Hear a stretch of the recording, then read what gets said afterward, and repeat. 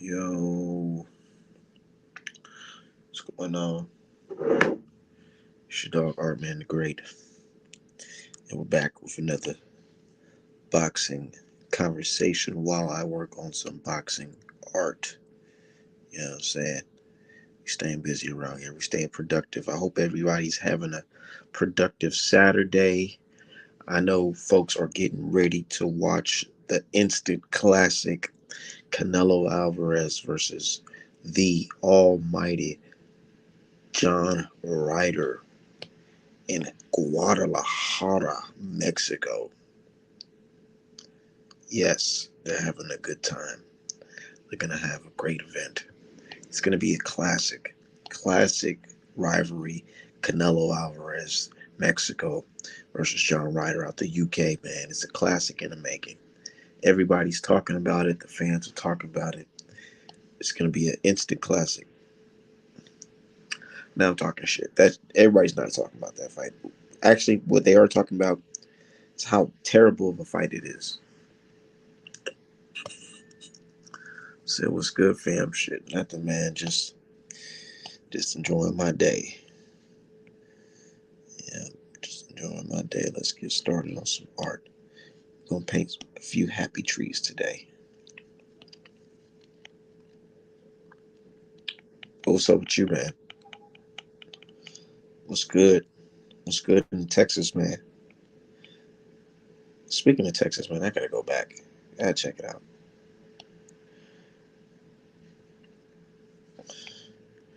Anyways, yeah, Canelo versus John Ryder, man. That shit looking real crazy. Um, I don't know, dude.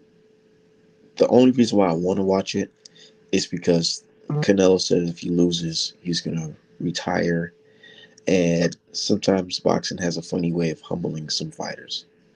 So I want to see if the boxing gods is going to be on John Ryder's side tonight. I'm not gonna lie, I'm a hater. That's just gonna be funny. That's gonna, I'm a hate on Canelo today because I want to see John Ryder get lucky because it's not just a Canelo hate. I don't like his fans, not necessarily Canelo. I actually think Canelo's pretty chill. I think his fans are full of shit.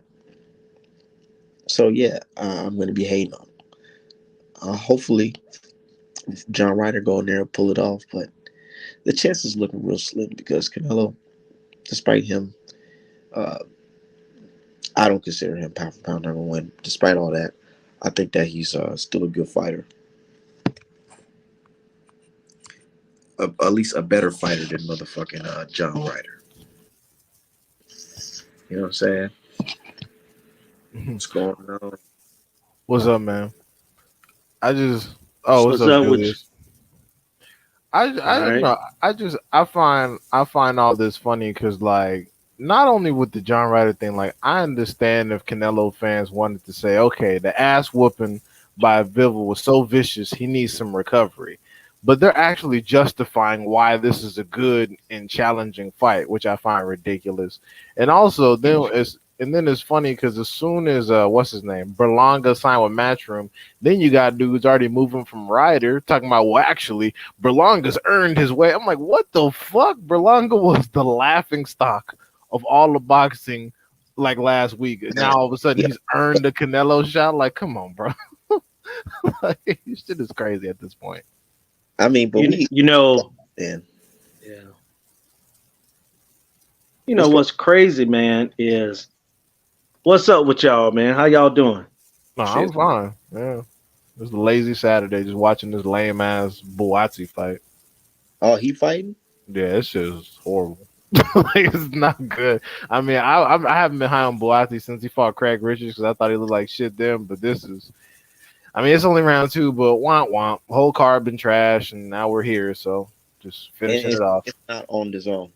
Nah, this is on Sky Sports or Boxer really. Like it's by Sky Sports, but I think it's being shown through Boxer. Yeah, where the Yeah, fuck? man. It sort of looks like the fans don't want to see their favorite boxers box anybody. They just cool with them boxing anybody, winning, so that they can come back on Twitter or Facebook and brag about their favorite boxer beating a bum. You know what I'm saying? Like I told you, D Hive, this is his eighth time that he's beaten a Brit. Do you know that Lennox Lewis from England and only fought like 9 Brits? And Yeah, he Canelo, didn't fight that many British people. He was fighting He Tyson's and was Holyfields and absolutely, Klitschko's that's and real dudes. right. Real dude. And even three of the Brits that he beat, Bruno and some of those guys, Razor Ruddock, those were serious guys that was from England at that time. And Razor Ruddock, like Lennox Lewis, is basically from Canada, but they fought out of Great Britain. So I'm just telling you, man, these guys are content with watching garbage. That's why when I get in talks about Haney or Javante or Shakur or Earl Spence or Bud, whoever I talk about, I always talk about them guys fighting the best competition because these guys now they're just weird, man. I mean, they get up here and brag about how much money. Oh, Canelo could pay. He do whatever he wants to do. He makes so much money. He's the face of boxing. Man, he's not. He's not the face of boxing. He's the face of your boxing. You know what I'm saying? Stuff is weird, man. I, a And girl, Canelo fans ain't buying this shit today. I I, guarantee they are not wasting their No, hard-earned money they with this shit. streaming. look, They're yeah. I, Stream team 6 going dark because ain't nobody buying Yeah. this. I asked my girl today who you consider the face of boxing. Like basically, the way I worded it, I asked her basically when you think of boxing, who do you think about? And you know what Tank she said? Javante Davis. Tank Davis. I know who she said. Javante Davis. Yeah. Tank, and then a Like, lot of like people still say Mayweather because his ass will come into the news every now and then, and people can't separate Mayweather from Tank. So whenever you ask people, they'll say Mayweather or Tank. yeah, but they saying Javante, bro, and I I got yeah. casual Tank boxing fans. man. I got casual boxing fans spending money on that Javante Davis, me Javante versus Ryan shirt. Yeah, you breaking up a little bit, Julius. Yeah,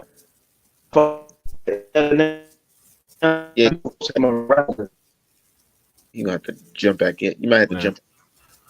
But nah, man, like I said, I understand Canelo fans are more in love with the man than they are with the sport, and that's cool and all. But trying to justify Ryder as some kind of worthy opponent, like let's get something on record. John Ryder did not successfully beat Danny Jacobs. I had him losing that fight. I thought Danny Jacobs was robbed simply because he was fighting on the zone, holding back for another paycheck.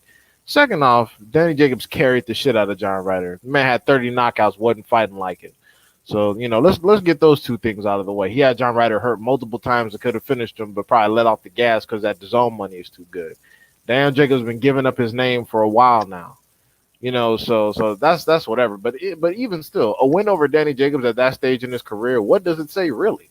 And it's gonna be crazy if Canelo doesn't come in here and get a knockout because the guy who actually stopped John Ryder, people don't even know that dude's name. Is he alive? His name was what, Isaiah Blackwell or some shit? Like Somebody, nobody John knows Ryder, who that is. somebody who fought John Ryder, was on the Twitter. Apparently, he suffered some type of brain injury, but he beat John Ryder, and he was like, "Damn, shout out to John Ryder having a good career. I beat him, but here I am fucked up. From behind, just getting Right. fucking Like, I yellow." mean, the most notable person that whooped John Ryder's ass is Callum Smith. And we saw what Canelo did to him at 168 on short notice. But yeah, so it's honestly it's fucking weird, bro. I mean, in the arguments people are using, oh well, he beat Danny Jacobs. That's fantastic. Gabe Rosado got a draw. People argue should have got a draw against Danny Jacobs. And what? So should he be fighting Canelo too? Like, what are we talking about here? The man has 5 losses, including 1 knockout. This is a step. This is a massive step down. Do you even think DAZN's recouping from this fight? It's based on the reports I'm hearing. I don't know. I mean, every other weekend, the zone is branching out into some new into some new form of operations to try to generate revenue. Ever since the Blavatnik bailouts. So I don't know. I don't know if they're turning positive. I'm not confident many people are gonna buy this shit. And but we all know that sometimes the zone isn't honest about their numbers, so it is what it is. Of course they ain't honest. Why would they be honest? Why would they tell the world that Canelo about to bring them in like 20K in pay per view buys from this fight? Yeah, I mean, people kept saying, "Oh, this and that. The Zone is dominating boxing. Eddie Hearn is taking over America," and then all of a sudden it comes out that Lim Blavatnik had to do a multi-billion-dollar injection to the Zone, and then people just went, "Well, technically, Eddie's dealing with Matchroom and not the Zone." So, but I'm like, yeah, but the Zone is the primary distributor for Matchroom, and clearly they're not fucking recouping any money. This motherfucker's had Canelo on his platform 5, 6 times and still can't get in the black. What does that tell you? Business model sucks ass. This is what happens when you're just some rich kid's son and you never had to actually manage anything. But I don't give a shit about Bro, Eddie, and I haven't given a shit about bro, Canelo since he fought Liam Smith. So nigga, it's whatever. $1 billion to make the fucking one of the best boxing networks. Nigga, what? And he still can't do it. He still can't do it. Bro, the first thing I would do is throw a little cheese to these fucking motherfucking bloggers like Say Cheese TV and all that shit and Shade Room and all that. I have my fighters on that shit all the fucking time. I paid motherfuckers to be in the entourage, all that. Make that shit hot. You gotta make it hot. You gotta do something. Gotta make some good fights too. And that's where he struggles. The kind of if you want to promote boxers or boxing, like all the stuff you said is great. If you want to promote boxers for just the pure cult of personality and the celebrity of it, a lot of that stuff makes sense. That's But what if they're. you I'm just going off of what they're trying to do at Right, first. like Ryan Garcia. Like Ryan Garcia is famous for almost everything except boxing. Like people keep talking about how he's a model, how he's being sponsored by Gatorade. Very few people actually talk about his career because he barely had one. But yeah. So if you want to get boxers famous that way, that makes a lot of sense. But if you want them to be famous for boxing, you're gonna have to make some of the better matches, and that's where Eddie Hearn just simply doesn't have the stable. He doesn't have the stable. 90% of the dudes, if those dudes cross the channel and come over the Atlantic, they're gonna get destroyed. So I mean, they could barely hang with random ass old ass French contenders. Like you got dudes like Kiko Martinez with double digit losses knocking out your champions. Like, I mean, what you gonna do? Also, the fights just be whack in general. Like, who's on the undercard of Canelo versus John Ryder today? I have no fucking idea. Let me look it up. I'm gonna look it up right now because I really legitimately have no clue. I was debating even watching this shit. I was like getting to some other shit, but let me see.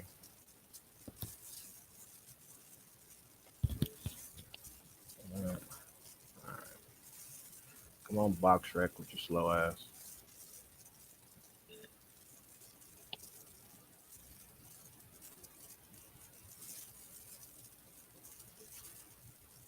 All righty here. What the fuck? I fucking searched Canelo and box wreck and a bunch of other shit came up. Oh my god. Okay, let me just Google it.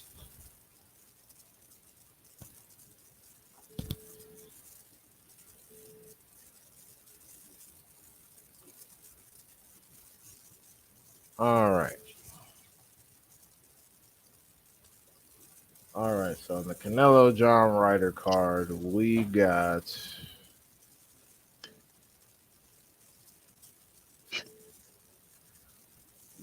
fucking Julio Cesar Martinez versus Ronald Batista. Okay. Steve Spark, the guy who smoked Montana, well, the guy who Montana loved threw out of a ring because he was losing the fucking fight. That dude Mm. versus some dude named Valenzuela, whatever. The return of Alexander Gvozdyk, the guy who went 11 rounds with Better Biev and who beat Adonis Uh, Stevenson versus and then Ricard, retired. yeah, who retired because he got clubbed in the back of his shit, versus Bolotniks. Okay, that's whatever. At light heavyweight. Nathan Rodriguez versus Alexander Maya. Beck Beck Nurgabanet versus Espana. Lawrence King versus Rafael. Fabian Frausto versus Aman Cool. Suarez are like it's a bunch of fucking nobodies. And the one of the cards isn't even they don't even have an opponent yet at light flyweight. So Yeah, And Julio Cesar Martinez is the guy who Chocolatito beat the living shit out of. So I I hated that fight because motherfucker like he had no defense. That shit was just terrible. I don't care what nobody talking about. Oh, I love that part of boxing. No, that's some whack shit. This nigga couldn't fucking slip a punch to save his fucking life.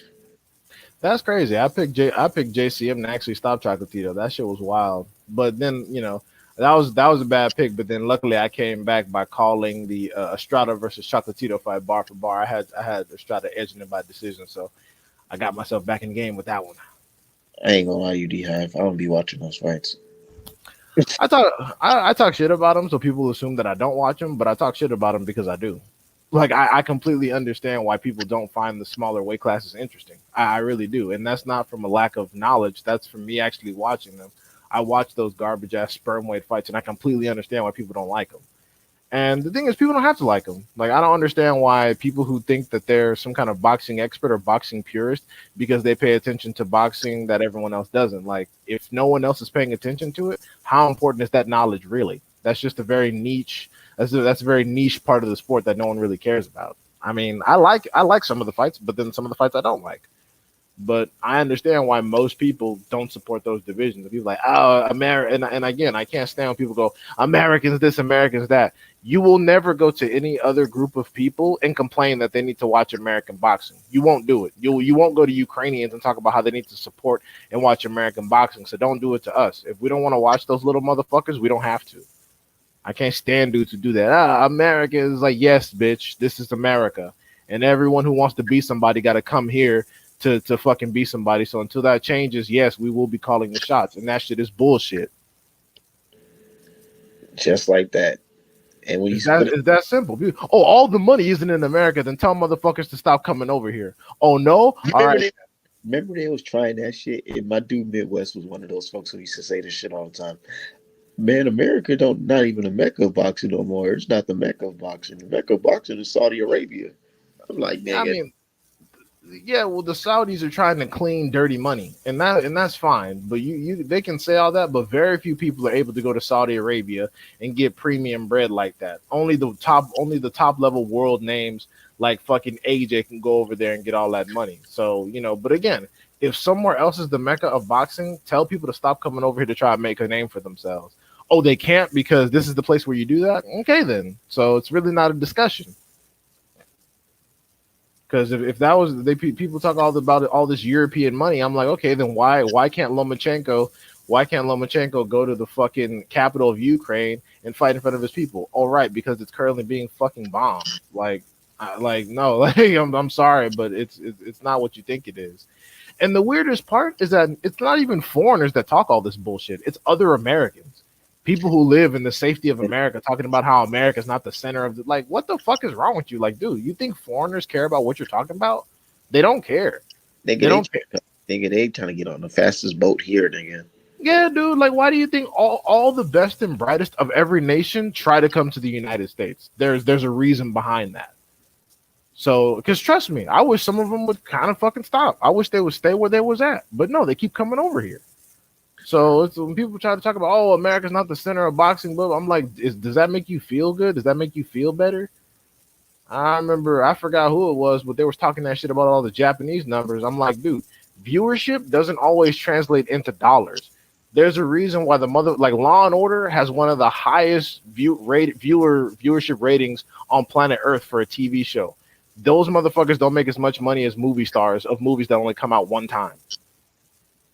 Like those people could do 10 seasons of Law and Order and wouldn't even make what Will Smith makes in one shitty movie that hardly anyone watches. I'm like, there's a big ass difference between viewership and actual dollars.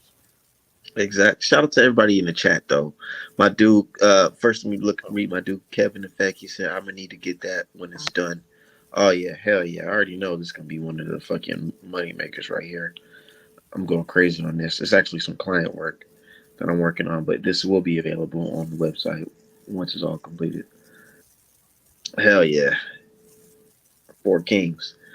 And then my dude Chris said Tank was in the hood yesterday in West Baltimore after was sentenced. It was deep as fuck out there. Hell yeah, That's what's wrong with his yeah, black yeah. ass. He need to stay away from there. He got to be outside one more time before he had to do that probation, man. He gonna be on house arrest for a good minute. It's just 3 months. He got a nice house. He'll be fine. I bring the gym to that motherfucker.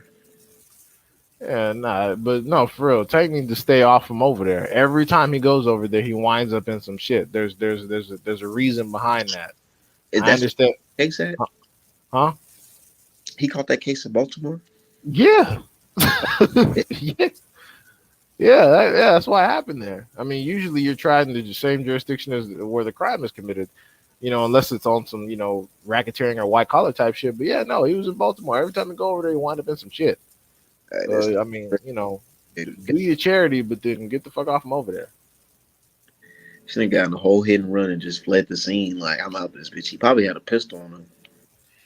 Well, I mean, there are certain parts of Maryland where you can carry. You just have to have a permit, so it's not as serious as Oh, California. But yeah, fleeing the scene was a bad idea. He's probably nervous, scared, all that, and just decided to get out of there. But that's not smart, especially because Maryland has a lot of street and speeding cameras. So like most of the intersections got cameras on them. So but they that was got that nigga instantly. yeah, so that was pretty silly.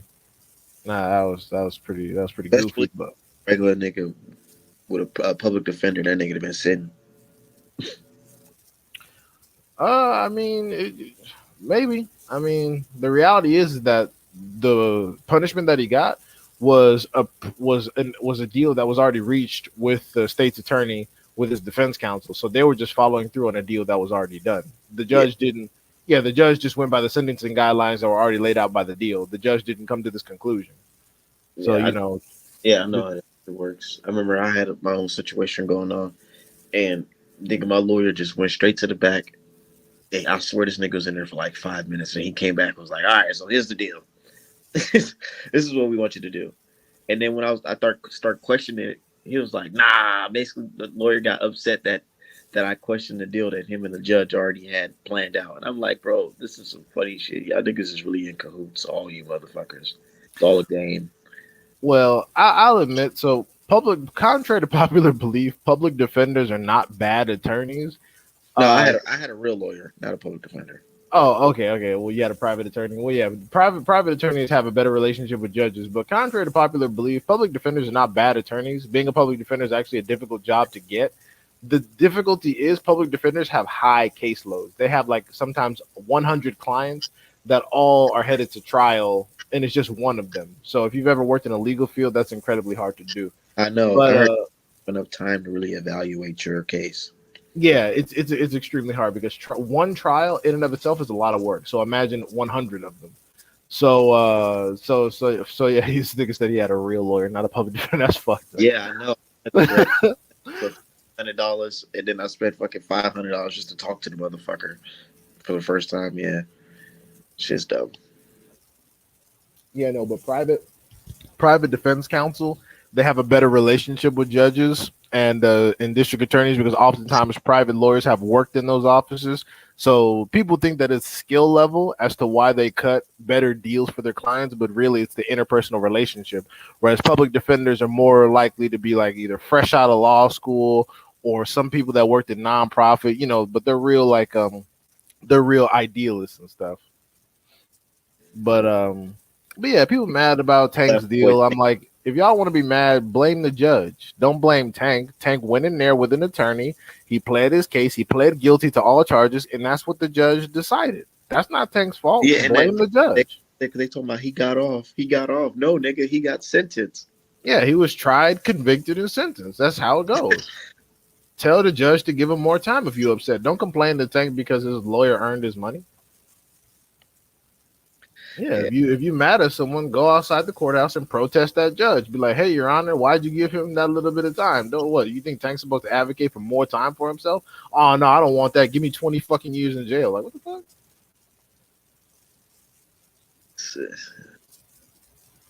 you gotta do house arrest in Baltimore. Oh, I Hey, didn't of I it. didn't know that was a result of his sentence. I thought he could do house arrest at his residence because his residence is not Baltimore. His residence is like fucking Florida. Georgia.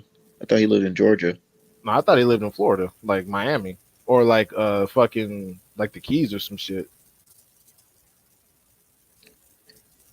I don't know. I don't know the conditions of his house arrest. I didn't read that deep into Now they said Haney about to catch a case next.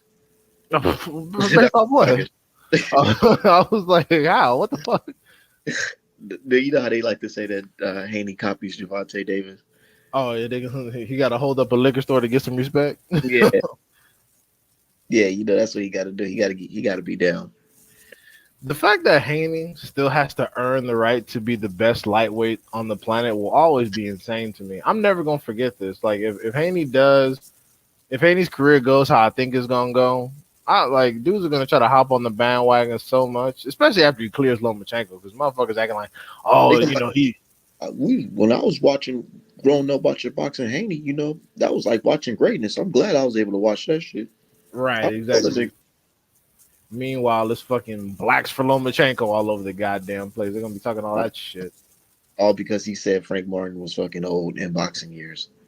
And the wild thing is about that is that that's what y'all said. Y'all said Frank Martin was old in boxing years. Haney just repeated after y'all, but when he says it, all of a sudden it's, oh, Loma gonna beat your ass. I'm like, bro, where the fuck did all these Frank Martin fans come from out of goddamn Yeah, nowhere? I like him.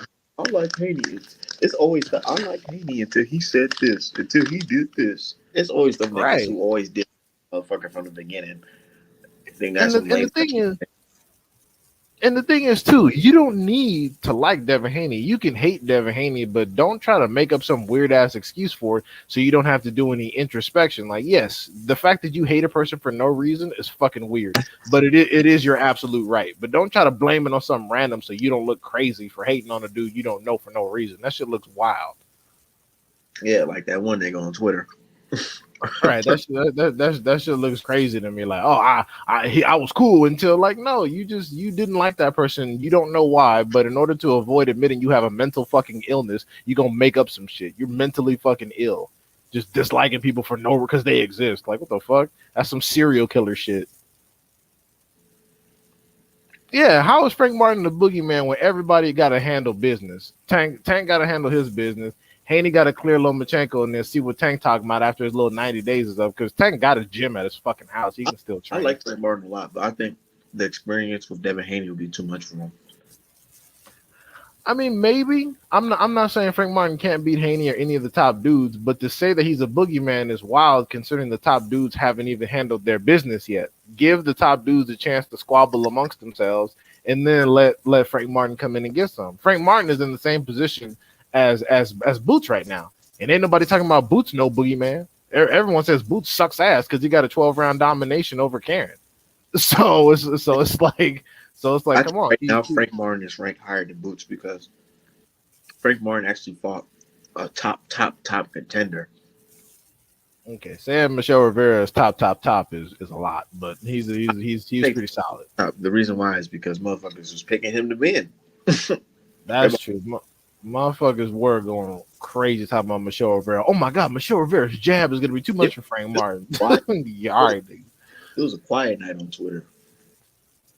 that shit was fucking dumb because the same people getting their panties soaking wet over Michelle Rivera's jab, but the same people that keep trying to guess the date of Spencer Crawford for whatever fucking reason. I'm like, dude, let the shit go. Just let the shit go. Like for one, I don't think it's happening. For two, why are you morons keep trying to guess the fucking date? Just let it happen. If you know it's gonna happen from your quote unquote inside super secret sources, just let the shit happen. Why the fuck y'all gotta be first? This ain't fucking boxing Shit. CNN. That's what, Speaking, bro. hey, what's up, fellas? What's up, Speaking of Derek? secret sources, did y'all see the tweet by Ray Jackson? No. What was it? He Another said, date? no, he said he's hearing rumors. You know, with this, you gotta take a grain of salt, but he says hearing rumors that Boots and Spence is on the cards if Crawford doesn't get made. I tweeted that Boots should be the backup for Crawford if Crawford bitch out. I definitely should. That's what I'm talking about. I That's don't a I hell don't of a believe backup, I don't believe it, but it would be nice. right? Yeah, I don't Like, believe it, but it sounds good. I mean, like you would think it'd be like Thurman or even no, not Cody Crowley, but No, Thurman makes the most sense. One, because that deal was pretty much done, and two, because it's the next most bread. look when. when people was saying that Boots is ducking Crawford, to me, I say use common sense. If you're a 36-year-old man and you're looking for like maybe one or two or three more fights at the most, and you're about to retire, why would you potentially sabotage that by fighting somebody like Boots? And to go into, and not only do I agree, but to go along with that, let's say, because not only because Boots couldn't even petition Crawford because Virgil Ortiz was still the number one at the time, but let's say Boots petitioned Crawford through the WBOs as mandatory. Uh-huh. Crawford didn't even sign with Errol Spence Jr. So what would happen if Terrence Crawford didn't sign to fight Boots? Like, would Boots be labeled the duck because Terrence Crawford didn't sign? Terrence Crawford is notorious for backing out of fights at this point. He backed out of the Right. biggest fight of his career because he didn't want to get his ass whooped. So, like, people don't understand that Crawford doesn't have to sign the contract. He can just go somewhere else for whatever reason. Yeah, they assume that if Boots would petition, that just means that Crawford they would automatically just got that fight. Yeah, no, Bullshit. Crawford would have bullshitted around and not signed and then fought somebody else like he did with Spence. That's like the equivalent of like let's just say for example, what's his name? Andrade had a belt at 168 and Canelo had the rest of the belts. And Andrade is what, 36 years old. But instead of going and fight Canelo, he said, you know what, let me take a little detour and fight Morrell instead. Yeah, nah, Nigga, you crazy? Like, yeah, like nah, that's basically what they saying, bro. Like, get the fuck out of here with that bullshit, man. yeah. I don't understand how Crawford still has this reputation as being Billy Badass. Because one, when you look at his resume, it's not that stellar. And number two, he was handed the contract to fight Spence, and he said, "Nah, I'm good. I want easier work." Okay, case closed, nigga. Goodbye. Okay. I don't care. Get the fuck out of here. This is the one part where we disagree. And to me, a prime, because he's not a prime anymore, but a prime Crawford would have been a harder fight for Boots than Spence, just because of styles. I think Crawford's lateral movement would have gave Boots a little bit of trouble, and not to mention he's a really really good counterpuncher, just like Boots is. But it would have been more of a battle of IQ than like, and with Spence is more of like a battle of wills and basically dog. If that makes any sense. Well, I mean, that's fine. That's a fine assessment. I think that because Crawford's a little bit more offensively oriented, I think it would have been more. I think it'd be more interesting. But as far as a Boots fight, because once Crawford gets some licks in, he likes to engage and try to capitalize. And people punching with Crawford is how Crawford has gotten into some shit a few times. Yeah, I mean, but that's fine. But like I said, I don't. I mean, that's a nice rumor. I don't believe it. I don't think that's the actual case. Errol Spence versus motherfucking Bud was gonna happen during Ryan. Dude, right. These people have said at first they said it's November 18th, then they said it was January, then they said it was July 28th, then they said it was July 22nd, then they said it was July 29th. Now I'm seeing August 18th. It's like, dude, just shut the fuck up. Just shut up. Even Espinosa. But, hey, if you think about it though, always on Twitter or some interview talking about something. Yeah, it's getting really closer. I think it's gonna be close. Those dates are not correct, but they're gonna be close. Like, nigga, shut the fuck up, man. Well, no, Espinosa, I'm fine with. I'm fine with. I remember going off on Steven Espinosa because I was like, bro, now this nigga starting to sound like Eddie Hearn. Stop talking on fucking interviews about this fucking fight if it's not here. I mean, they keep asking the brother. I mean, or the man. Espinosa is giving an honest answer as far as contract negotiations. He says nothing is set in stone. I can accept that. It's the dudes who think that they're like in tight with Espinosa that keep guessing the fucking dates. It's like, dude, just relax. Like, I know someone maybe in the office that isn't popular on Twitter might be texting you and feeding you some inside shit, but I'm like, nothing is set in stone. That's why the date keeps switching. That's why Espinosa and the fighters haven't announced anything. You're not going to get a bunch of goddamn points for getting a date right. Then whatever date drops, they're all just going to come out and be like, see, I told y'all, I knew the whole time. I was behind the scenes. It's like, no, just you're a regular fucking dude like everybody else trying to get, like, just fucking trying to get followers. Just like sit down and wait for the announcement if it happens. And if it don't, they're just going to move on to the next thing. Well, in other news, I think that Boots is like, they're just going to move on like they weren't fucking wrong. Like all the dudes talking about book your plane tickets for November 18th didn't have shit to say when the fight fell through. Oh yeah, I remember that. Nigga, Oh, get your niggas, hotel. I'm getting my shit today. Da-da-da-da-da. Turned out the nigga hadn't even signed the paperwork. Like, just sit down somewhere and be regular. It's okay to be regular. Not everybody got to be a fucking all-star. Like, just take it easy. You're not gonna get a slot on ESPN. You're not gonna get a writing position. You're gonna be the same dude you were yesterday. Like, just relax. chill I'm out. not gonna lie. I'd be happy as hell if they just went with the Boots fight. I'm in the Yeah, minority. because Boots will actually fucking fight. Crawford is a pussy. This has been established. That Even is, if Spence yo, I wins, got he gonna have to go to hell to win that fight. He will, bro. He not finna just run over Boots. It's gonna be like a. It might be like this might sound blasphemous. It might be a Hagler Hearns type of a fight. Ooh, shit. That's wild. Damn. Because Boots said in an interview, "How would you beat Spence?" He said, "I'll beat him at his own game." Alright. Damn. That sounds He good. said, "I'm walking that man down." Fuck you talking about? My thing is the reason why the reason why I sort of gravitate toward the fighters I do is that even the people that hate tell you who's good. The fighters that are good are held to a higher standard. If you're holding a fighter to a higher standard, that must mean you think that they're better than the fighters that you're talking about. Like Right. Haney and Boots get held to in ridiculous standards as far as people giving them credit. So that must clearly mean people assume that they're better than the people that they hold to lesser standards. That's why I like Haney. That's why I like Boots. Yeah, The, Haney, every good, but Haney will huh? never fantasy. Uh, Wait, what? Look, let me tell you. look. I don't. I put Even those though Haney got all people the got people got. accomplishments and belts, you can't sit here and tell me those two are on the same level Hold on, in terms I of sent this talent nigga. level. Hold on Who? 1 second. Hold on, give me a Oh, second. Somebody said, no, I said that. There's two people who will never win a fantasy fight, and that's Wilder and Devin Haney. For oh, for Mm. some sure. reason, fans will never let these niggas win a fantasy fight. Yeah. Wilder could win every fight and against the top 10 guys. Like I said, maybe Fury. I don't know about Mel. Even him, he could beat him too. But I can also see him losing everybody in the top 10 too. I There are can't certain believe people I that. I can see really him can't That's see losing. him that's like. that's the type of fighter he is. Like he can literally knock out everybody, but he can also get caught with some crazy shit. You, Cause you know, it makes me feel like a lot of these dudes can't fuck with Wilder. It's just the pure like uh, speed, or the oh yeah, difference yeah, difference in speed, man. And Wilder having that one punch KO type of power. It's like no matter how good them dudes is, they be slow as shit, bro. Like the Zhang versus Joyce, the motherfuckers are yep. slow, bro. Joyce. I They said remember this dudes nigga are Joyce can take writing. Wilder's Oh, punch. Y'all so stupid, bro. Like Yeah, bro. People literally said that Joyce will stop Wilder. I'm like, based off of what? this nigga is the slowest body motherfucker I've ever seen in my life, everybody, bro. Like everybody he saying some yeah, cause his chin is so granite. He got granite chin. That nigga got stopped by a fucking China man just now. What are you talking about? oh shit. But Chill out, Art.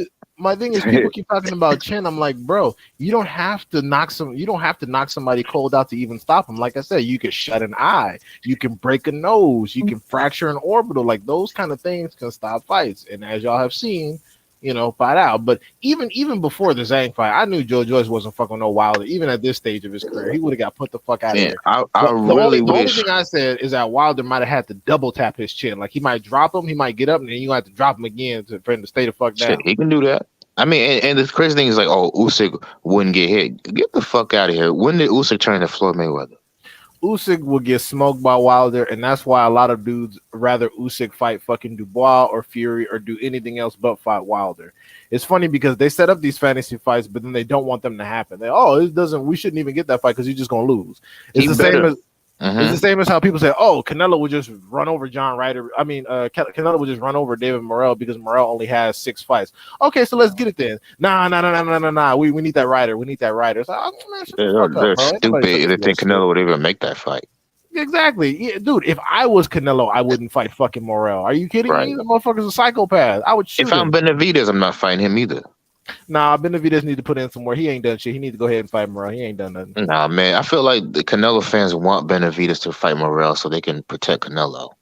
I mean, probably, but the thing is, y'all can't force Canelo to fight anybody. So them niggas shouldn't just sit around and pray Look, they need to get it in. If you heard Bivol recently, he don't really want to fight Canelo at 175. He want to fight that nigga at 68 for his belts.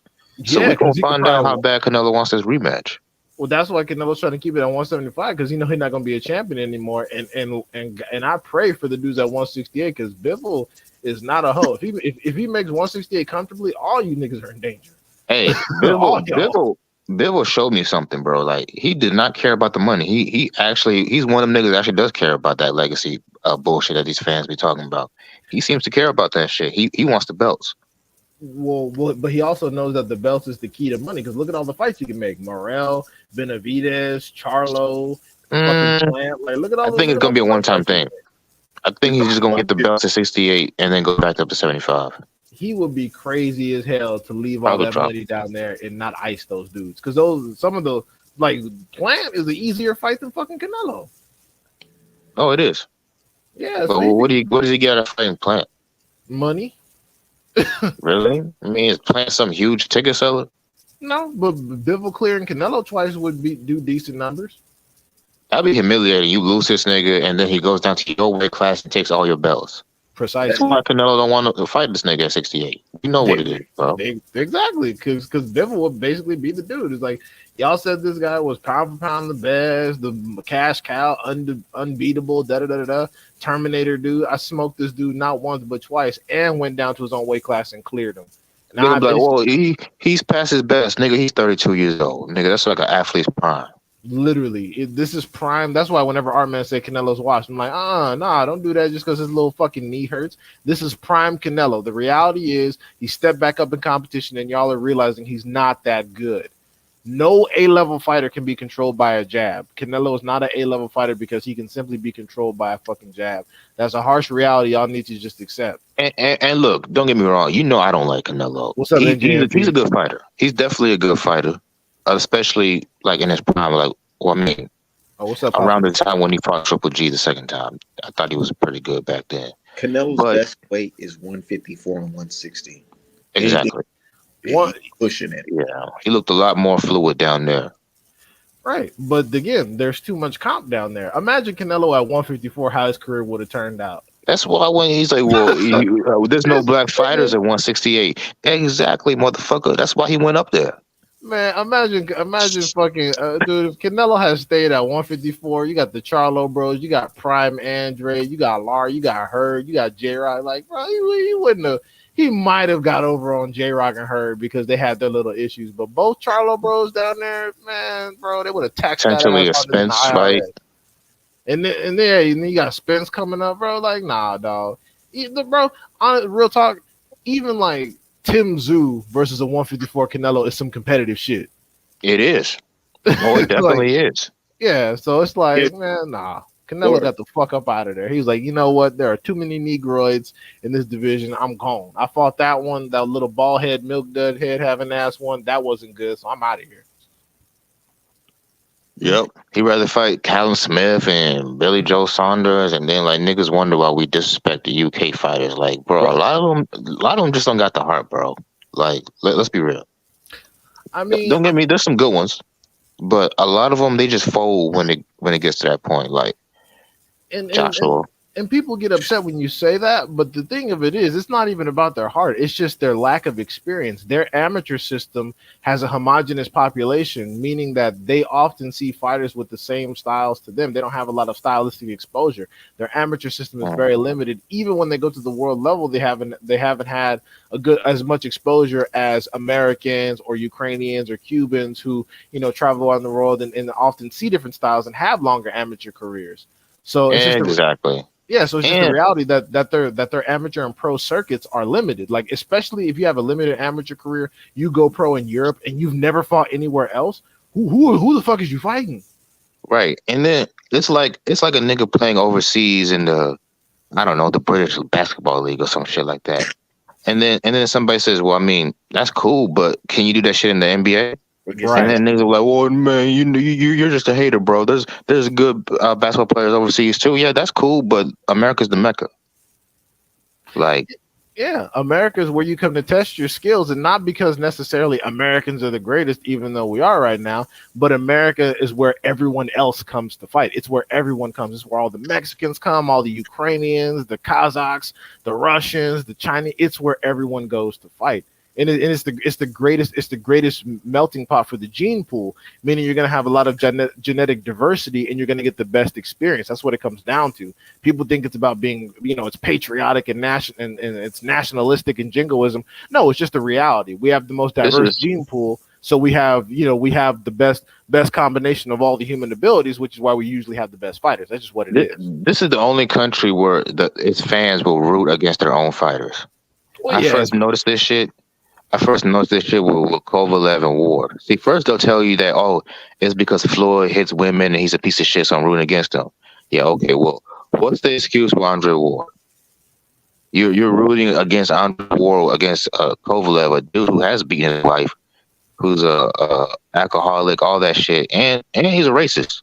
Kovalev had not only beat his wife, but he beat a random woman in the street and broke her back and damn near killed her dog. Right. So, like, when it comes to that shit, all of a sudden, all that morality bullshit goes out the window, huh?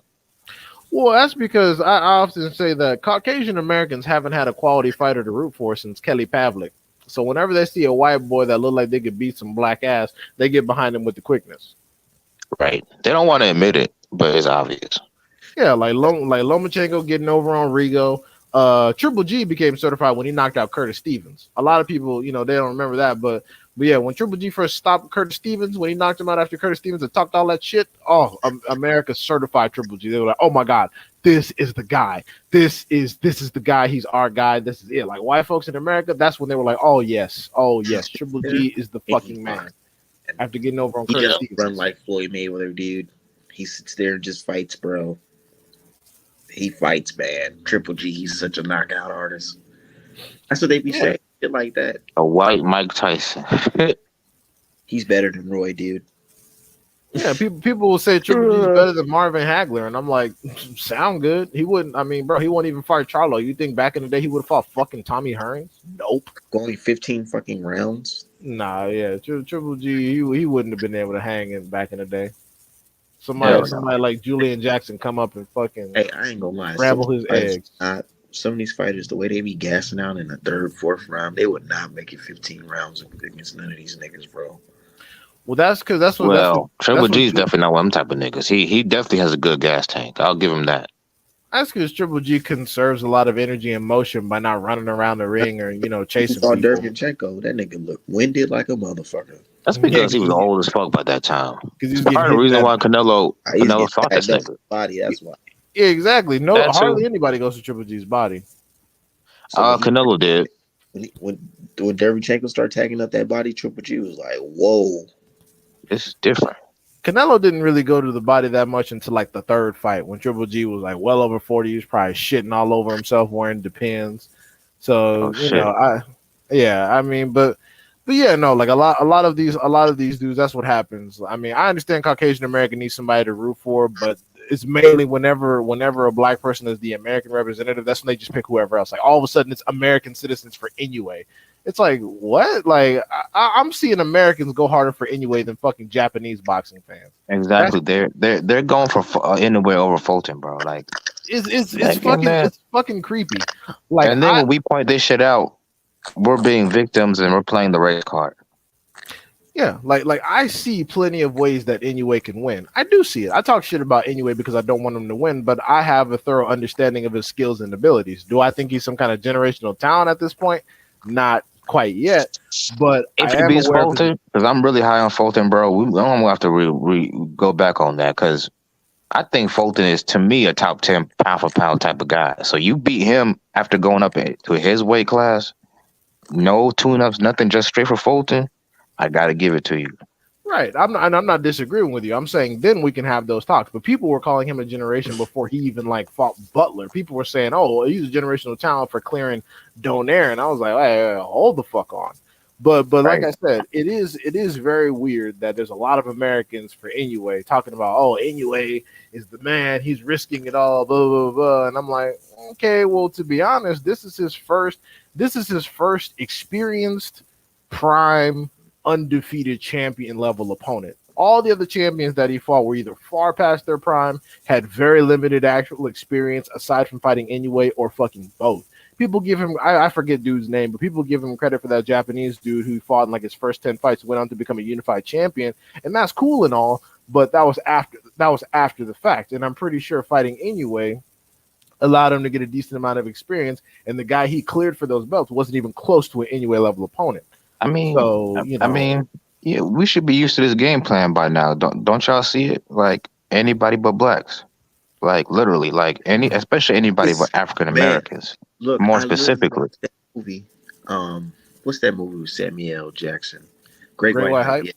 Yeah, Yeah. yeah. Yeah, So I told me to watch that, and I finally watched it like a year ago, and I said, "Oh my god, what the fuck?" All the shit that they're talking about happens now, especially when they're like, "How did this guy jump out the ratings?" And he said, did you see his amateur record?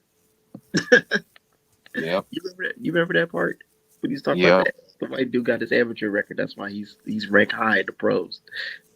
yep. And then basically, These are the same people that rooted for Pacquiao. They Lomachenko, obviously, in a way now. Like anytime it's a non-African American fighter that's really good, it's like what he said on the they want to that uphold him. he was like, "Yeah, we're tired of seeing black guys just beating up all these white fighters. We already know Yep. these good. We need somebody else, somebody new, somebody fresh." Bro, and that's human nature. Like, that's why people get tired of seeing LeBron at the top. People got tired of seeing Brady. People got tired of seeing, you know, all the good teams, bro. People got tired of seeing the Warriors win the title. Like it's the same thing with African Americans in boxing. Like, people want to see some new shit. I hate to break it to you, motherfuckers, but it's a new era of African American fighters coming through, and it's Black American fighters. yeah, Black American fighters, and the future is bright. So And that even if one of them don't make it, somebody Even else is Tio, gonna step in their place. Go even ahead. Tio see it. Tio is exhausted by this shit. He's like, man, you want the black fighters, you can keep them there, shit. And I'm like, yeah, nigga, because you're not gonna beat them. Your ass gonna be a gatekeeper, boy. And them niggas, and that shit is what it is. You stop being You a want to little see little one of them bitch. niggas? Yeah, and also the fighter that went on to become unified after his Inoue fight was Taguchi. Yeah, Ryochi Taguchi, and he's cool. He's a good fighter. He fought some decent opposition, but again, Hey, it's oh, speaking of, I forgot to mention this. Y'all remember and he Roman had a Villa? lot. Yes, I remember. Uh, so I followed this dude because he won me a lot of money with the that Rashidi Ellis fight. I did pick him. got too many people. I'm only trying to rock with this much people. Not that I ain't inviting everybody in today. Yeah, Yeah, but go ahead. yeah. So I followed this dude because he won me a lot of money with the Rashidi Ellis fight. But so he basically put on his Instagram story today. Somebody put, look how that black bastard's face changed when you beat him, and it was a picture of Rashidi Ellis. Oh, I'm like, what? and he's made some suspect comments before. He said that basically that he rather fight Mexicans because black fighters run. I pray to God, please make that Boots fight, Oh yeah, Boo's gonna please. rearrange. Gonna Hey, rearrange this speaking shit. of that, you Reynoso said, Yeah. I saw that it was on Dante's Boxing Nation. yeah, He basically said black fighters all they do is jab and run. That's basically. Nah, more like you fat sons of bitches are too stupid to be able to cut a ring off. It's not that pretty much. hard. As opposed to following them, you need to step over. You need Oh, to you I can step mean, just over, did look at cut the Jeff. ring off, and get in there and bang. But your fat Hey, ass has got such yeah, low ring IQ and such horrible reflexes that somebody can control your limited ass with a jab. If you're that's bitching about a cocaine. jab that you can't get past and close the distance, that's saying more about your lack of skill than someone else being afraid to engage. That means you suck ass. If all someone is coming Floyd, at you with one punch, that means you're limited. yeah. Floyd basically stood in front of you and just beat you up, Canelo. He wasn't moving like that. He didn't have to. Exactly. And it's and you can say that Triple G got a suspect decision in the first one. Okay, that's fine, whatever. But the next two fights, he got his ass whooped. And that's because he has no fucking head movement. His feet have zero speed. He doesn't move at all. He comes forward, doesn't move his head, comes at you with a jab. He neglects the body, only head hunts. And guess what? The nigga paid for it. That's why Deverenchenko was in there putting in so much work because he's the Triple G is again. He's I mean he's another B level fighter. He just looked fantastic because of his opponent selection. He actually made Canelo look athletic in that fight. Right, he was making Canelo look quick because Canelo. That's probably why Canelo's knee been fucked up since that fight because Ever yeah, he's since, never ever done so much since moving then, in his life. ever since then, his legs been fucked up, bro. That nigga was on the goddamn treadmill against Triple G. He got hit with that first shit. He was like, "Oh shit, okay, hold on. This motherfucker hit hard." Yeah, he do. It don't look like he's hitting you hard, but that, whatever he got in them hands, bro, he can crack. No, I believe Triple G got some serious knockout power. It's just that just because a fighter has knockout power does not mean their opposition didn't also help. That's all I'm saying. Like I believe Triple G is probably one of pound for pound the hardest punches in boxing. But however, it is also true that his opposition was in fact ass. That's why the moment he stepped Yeah, up to a Canelo level opponent, he looked questionable. when you see a fighter with a record like 25 wins and 24 knockouts, I'm telling you right now, I don't care what their opposition is. That motherfucker can definitely could probably crack because some Right. of these lower level dudes got better durability than the higher level guys. Yeah, you're right. There are some very durable journeymen, dudes like Gabe Rosado, who are not super easy to knock out. They're very Right. tough. They keep coming at you. Dudes like Beck Isaac the Cruz. bully, Beck the bully. He tried his hardest to knock fucking Rosado out. He couldn't do it. Nah, I bet the bully was fighting scared for the first half because last time he ran up on Gabe, he got fucking decapitated. That shit's crazy. That shit was funny as hell. He ran up there with his hands down. Gabe said, "Bop," split his wig. Beck, he He was so been happy. jabbing ever since. He was so happy he won that rematch, bro. That shit was embarrassing. I remember when Beck the Bully only had 6 fights and got a Kovalev shot. That shit was wild to me. But Kovalev popped dirty for steroids, Didn't they Yep. both pop? huh? Didn't they both pop? They might have. That wouldn't shock me. I think him and Kovalev popped dirty. Wow, garbage. A bunch of I mean, garbage. Kobe again pop. That's not a surprise. Yeah, That's Kovalev like been Russian dirty. tradition. Yeah, Kovalev been dirty his whole fucking career. It's probably how he killed that dude the first time he killed somebody. Think he was dirty against Ward. Probably. Probably. Yeah, biggest fight of your career. You better be doing something. Yeah. His coach was not fucking with him. He was like, well, he was hitting him low. Like, nah, that nigga just an alcoholic and he's weak to the body. Yeah, he got bad guts. That's what happens. That's why War folded his ass. Yeah, he couldn't keep going. His cardio was trash. He got drunk off. He got drunk off the victory that the public gave him over the first one, talking about son of judges instead of doing crunches. And then War got more aggressive to the body and had him shitting on himself. That happens. Hey, that's actually like my favorite Ward fight. That second fight. Because this nigga was like hitting him with uppercuts to the stomach, like he was like literally shaking that nigga. Yeah, yeah, because he knew. Andre Ward's an American hero for that shit. Shout out to Andre Ward.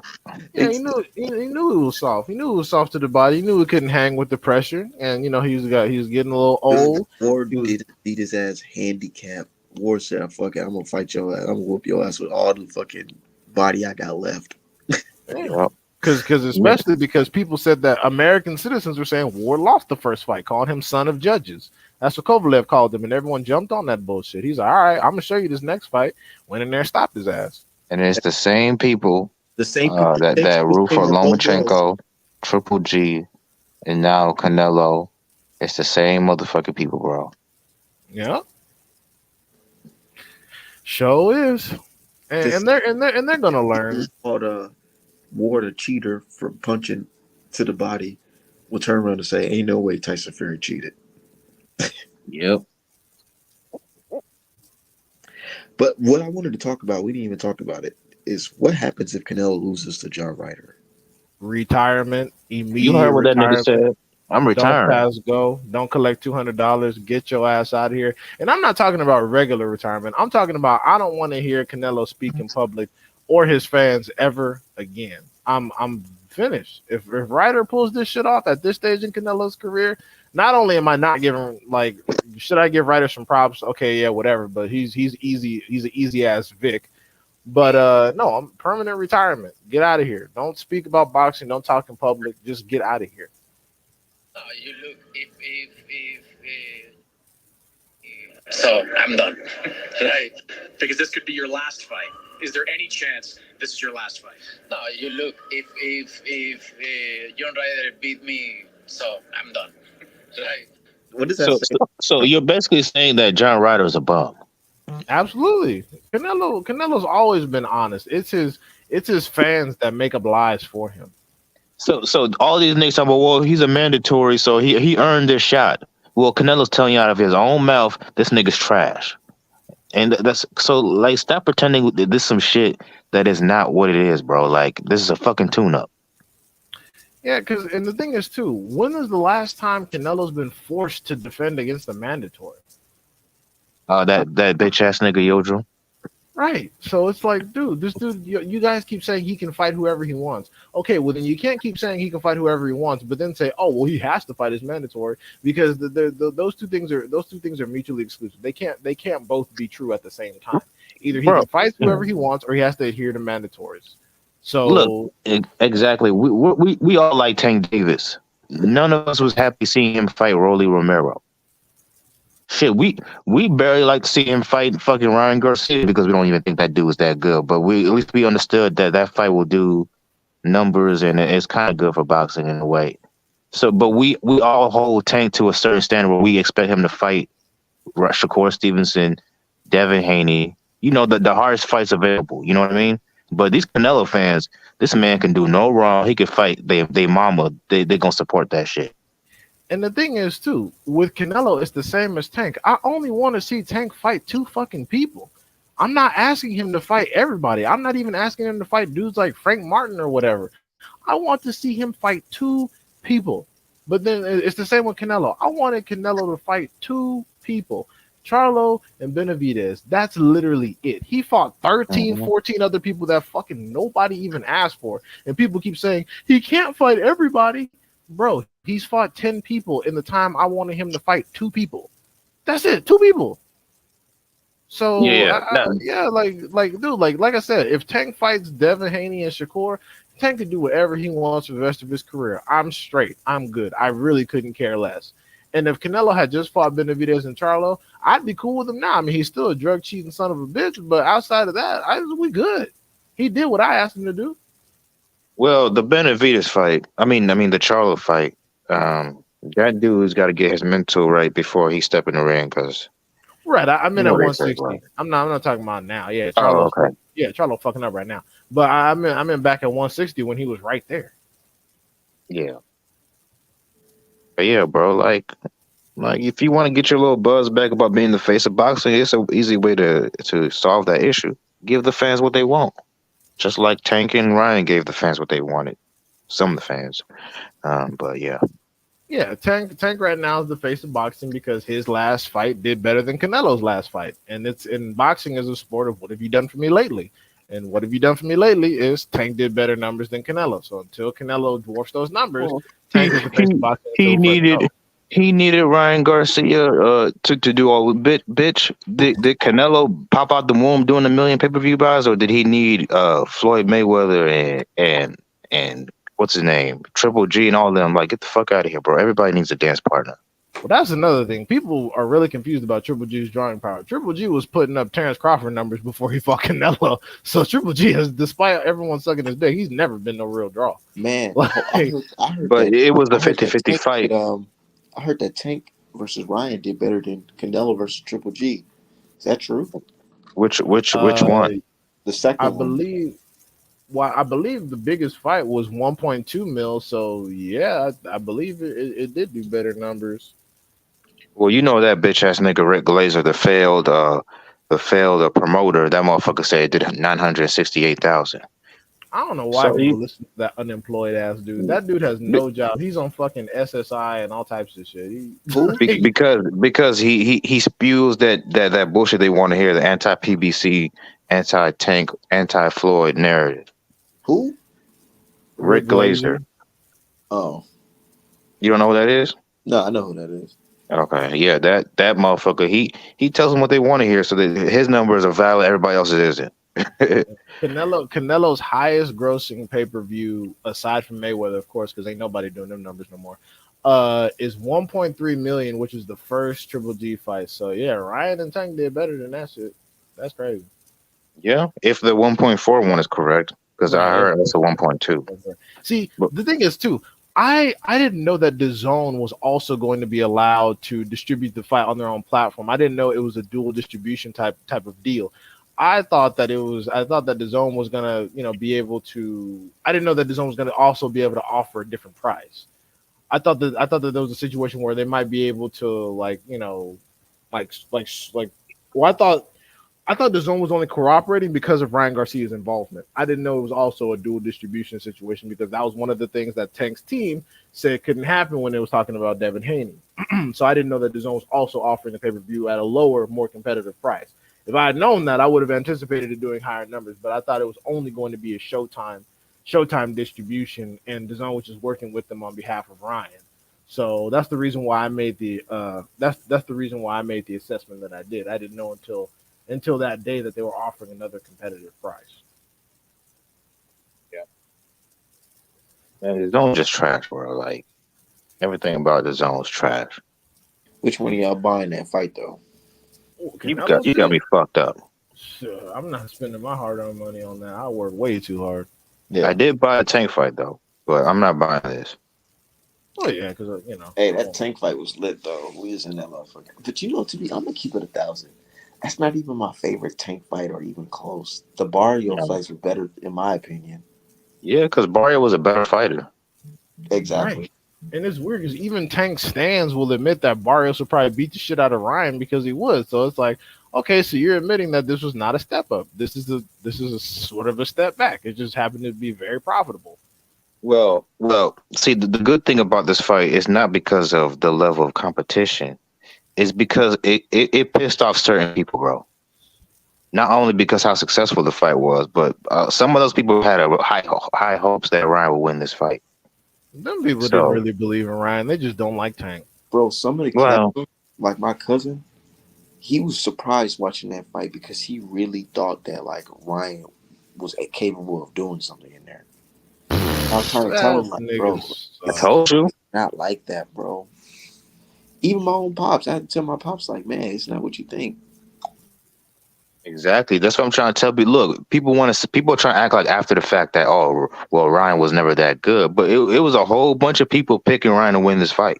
I'm telling you, if you look at them polls before this fight, it was like 55-45 Tank, which means a significant amount of people thought Ryan had a chance, and Well, I mean, I a would lot say a of people, majority of people were hoping Ryan won the fight.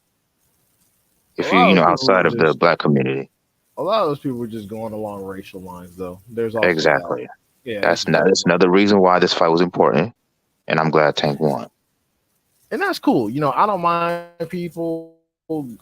I don't mind people picking fighters along racial lines. I really don't. Just don't complain when we do it. Just don't Right. complain when we also do it. Yeah, man, we see Viva La Raza everywhere, and then we see how hard the Filipinos go for Pacquiao. But God forbid African Americans to support their own. Fuck out of here, bro. Filipinos are hilarious. They're like Filipinos are still mad that Ugas whooped Pacquiao's ass. like Bro, they I'm still like, mad. They're still mad Floyd beat them. They talk about Floyd #1 track star. They're everywhere, bro. all right, like oh my Don't god, if it was prime for prime, like bro, shut the fuck up. Ain't nobody care about that bullshit. like, just get don't over let it. these niggas get another fighter, bro. They gonna go crazy.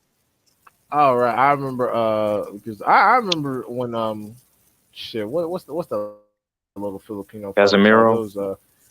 Maxio versus Hermosillo. That shit did numbers on YouTube. They really like Maxio, but now he's been exposed multiple times. So they're kind of off of that hype train. But they was on Maxio ass for a minute, Yeah, they're desperate for another one. Look, especially after that I've Gary met some Russell dub. Filipino. Oh my god. I've met some Filipino. They're pretty cool people. But they're toxic. A lot of the Pacquiao fans are toxic. That's Excuse because they me. don't have any fighters.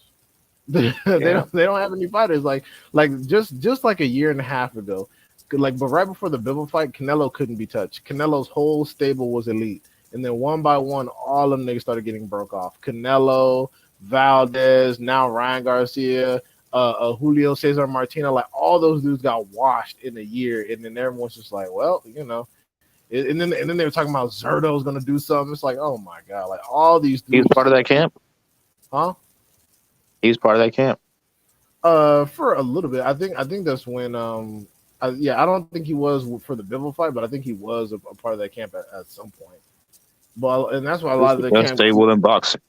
Yeah, okay. right? And then that whole camp got washed, and then now they're just latching on to anybody they can at this point. They're just latching on to anybody they can. That's what happens when you have a population that has limited athletic talent. You got to grab whoever you can. So if it's not Canelo, and then they halfway support Benavidez. They support Benavidez whenever he's not fighting Canelo.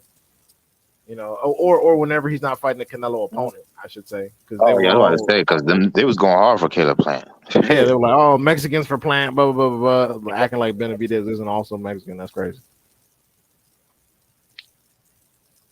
That is crazy. Well, we're gonna Yeah. see how they change once Canelo's gone. They're gonna have to try to jump on something else. Not gonna lie to you, it's not looking good. Oh, Like I it's don't see any terrible. potential. The field for Mexican boxing is not looking good. Outside of Canelo, it's pretty bad. Like they better hop on Benavidez's That's why they want ass this. super That's why they fast, want Cruz to somehow beat Javante. and that's not gonna fucking happen. Cruz is just gonna go in there and get uppercutted to sleep, and then they're gonna move on. Look at the young fighters that was Bam has not had good performance the last three fights. Nah, Bam is looking Virgil pretty crispy. He looked pretty good. His Virgil last fight was sketchy. he was decent. Okay. Yeah. But even still, he's in a weight class nobody gives a fuck about. And Virgil was damn near on his deathbed. We still got to see. I actually like Virgil. Rayo Venezuela, he got exposed. Fucking He did. poor Ryo. That nigga got robbed. He got robbed. Yeah, he did. But he Oh, also got that's knocked out good. by this Edwin de los Santos of all people. He Who? did get he did get stopped. That was fucked up. That was crazy. Who else? Okay, I do like Ryan Muratalo. I like him. Well, he's not a Uh, world beater. I just think he's somebody that can get on Keyshawn ass. That's it. and man, Keyshawn beat the dog. Okay, we'll You see. know, Um, he dog shit out of him. yeah. Okay, yeah, you're right. It'll be a good fight. But who else? I do like that kid, the Vargas kid, Oh, Emiliano. But he's in the no, Vargas no, brothers. They're not gonna be the young like. one. He's got some skills, bro. The young one. The I other don't. two, they trash. The middle one is ass for sure, but the Yeah. middle one's not good at all. But I think actually in this situation, the oldest one is the most talented. He's the one at 140, right? What they always say is Emiliano. Well, he seems the oldest one seems to have the best work ethic from what Well, I've seen. Emiliano's just the one that get the most shine because he looks closest to the father, but he's not the most skilled one. I'm talking about the dude who's actually fucking good, not the one who top ranks sucking off everybody. Well, the brothers always say that our little brother is the most talented one. I mean, are they just saying it to gas up the little brother, or is that the truth? I He was mean, the hey, first one to get signed. they would know better than me, but based on what I've seen so far, maybe I need to go watch some of their fights back. But based on what I've seen so far, and especially when we compare competition, the oldest one looks the best to me. But I could be wrong. I've been wrong before. We shall see. But yeah, but outside of that, bro. The middle one is butt cheeks for sure. Like he's Well, ass. yeah. He's not gonna Well, last too long. okay, they have there's some decent talent there, but there's no fighter that can be like transcended, like become the face of boxing type of, Well, that's the thing now. That's the thing. The criteria for actually becoming the face of boxing is far different. At one point, you actually had to, fight your way through the ranks, beat some notable opposition, get a few titles under your belt before you came into popularity. Now it's all about just repeating your name a bunch of times on the internet, and you too can become the face of boxing. It's all about who they get behind. Well, it's a whole bunch of shit together. One, you gotta be marketable. Two, you gotta put on at least exciting fights, and people are gonna want to tune in to see you fight. And then three, yeah, you gotta give the fans what they want to see for the most part. You know, Yeah. if If you fight Virgil, guys like Rolly Romero and Pitbull Cruz, you're gonna hit a certain cap. But if you fight the fights you people want to see, yeah, you're gonna do those numbers, and that's Tank Davis. So he's the closest one so far. yeah, and if Virgil gets his shit together and stops, Danny overworking Owens. himself trying to make weight, and B actually starts clearing the people who want to see him clear, then he can ascend and be the He new Marquez of look, this I don't like era. judging niggas, but he's not good looking enough to be able to be the face. They're never gonna put that nigga as the face of boxing, bro. Like if you look at the past of faces of boxing, De La Hoya, Floyd. You could say Mike Tyson, but Mike Tyson had that bad boy image. I don't So say Tyson wasn't no yeah, fucking yeah, yeah, yeah. what But he was Tyson, Mike he was but Michael Tyson, not Tyson Beckford. Like, come on. but Mike Tyson, it's him and Tank are similar. They portray like the, this monster bad boy image type of shit that they got going on. Like uh, And then Virgil doesn't fit any of those. Muhammad Ali was more of a political figure than anything. I mean, he was a great Yeah, fighter, but don't get me wrong, he but was a good he looking was dude, right? yeah, well, he was a regular looking, but yeah, I You guess he was think handsome. think about it. Think about it. If Canelo looked like a mestizo, let's be honest. You think Oh, this nigga? I'm just being real. You think this nah, nigga? If he looked like Isaac Cruz, you think this nah, nigga will be the face of boxing? nah, not at all. Nah, fucking You going to hell? Suleiman wouldn't have protected his ass at all. He would have let that nigga get whooped on all over the place. Like Suleiman, if Canelo looked mestizo, Suleiman probably would have forced the Charlo fight at This 160. nigga, this nigga Canelo looks like a what do they call them niggas? The conquistadors, Canelo looks Irish. right? Like people keep showing me pictures of who they say his daddy is, and I'm like, I don't know, nigga. Well, if you look at him in the eyes, like the middle of his face or whatever, you could tell that this nigga has some like Indian blood in him. He's not completely white, uh, but yeah, he obviously has a lot of European admixture, whatever you want to call it. What? Well, I believe Artman brought it up, but what exactly were Reynoso's recent statements? Was he back to talking about black fighters, or was he just Um, reinforcing talking about how Canelo he can fight whoever, he's the face still, whatever, whatever? he was on a podcast with what's his name, Morales. Actually, no, no, it was the other guy that Morales always fought. What's his fucking name? Marco Antonio Barrera. Yeah, yeah, him. He was on his podcast and like they were talking about Shakur versus Oscar Valdez and that how it was a hard fight because Shakur basically was keep using his lead hand as a to manage distance, and he was basically other than that he was also running, so it was hard to beat him. So and he said that African Americans tend to do that. Wow, they're gonna keep crying about that until the day they die. How about this? As opposed to coaching the same lame combos on the aqua bag for 15 weeks, how about you get Oscar Valdez's fat ass on a treadmill?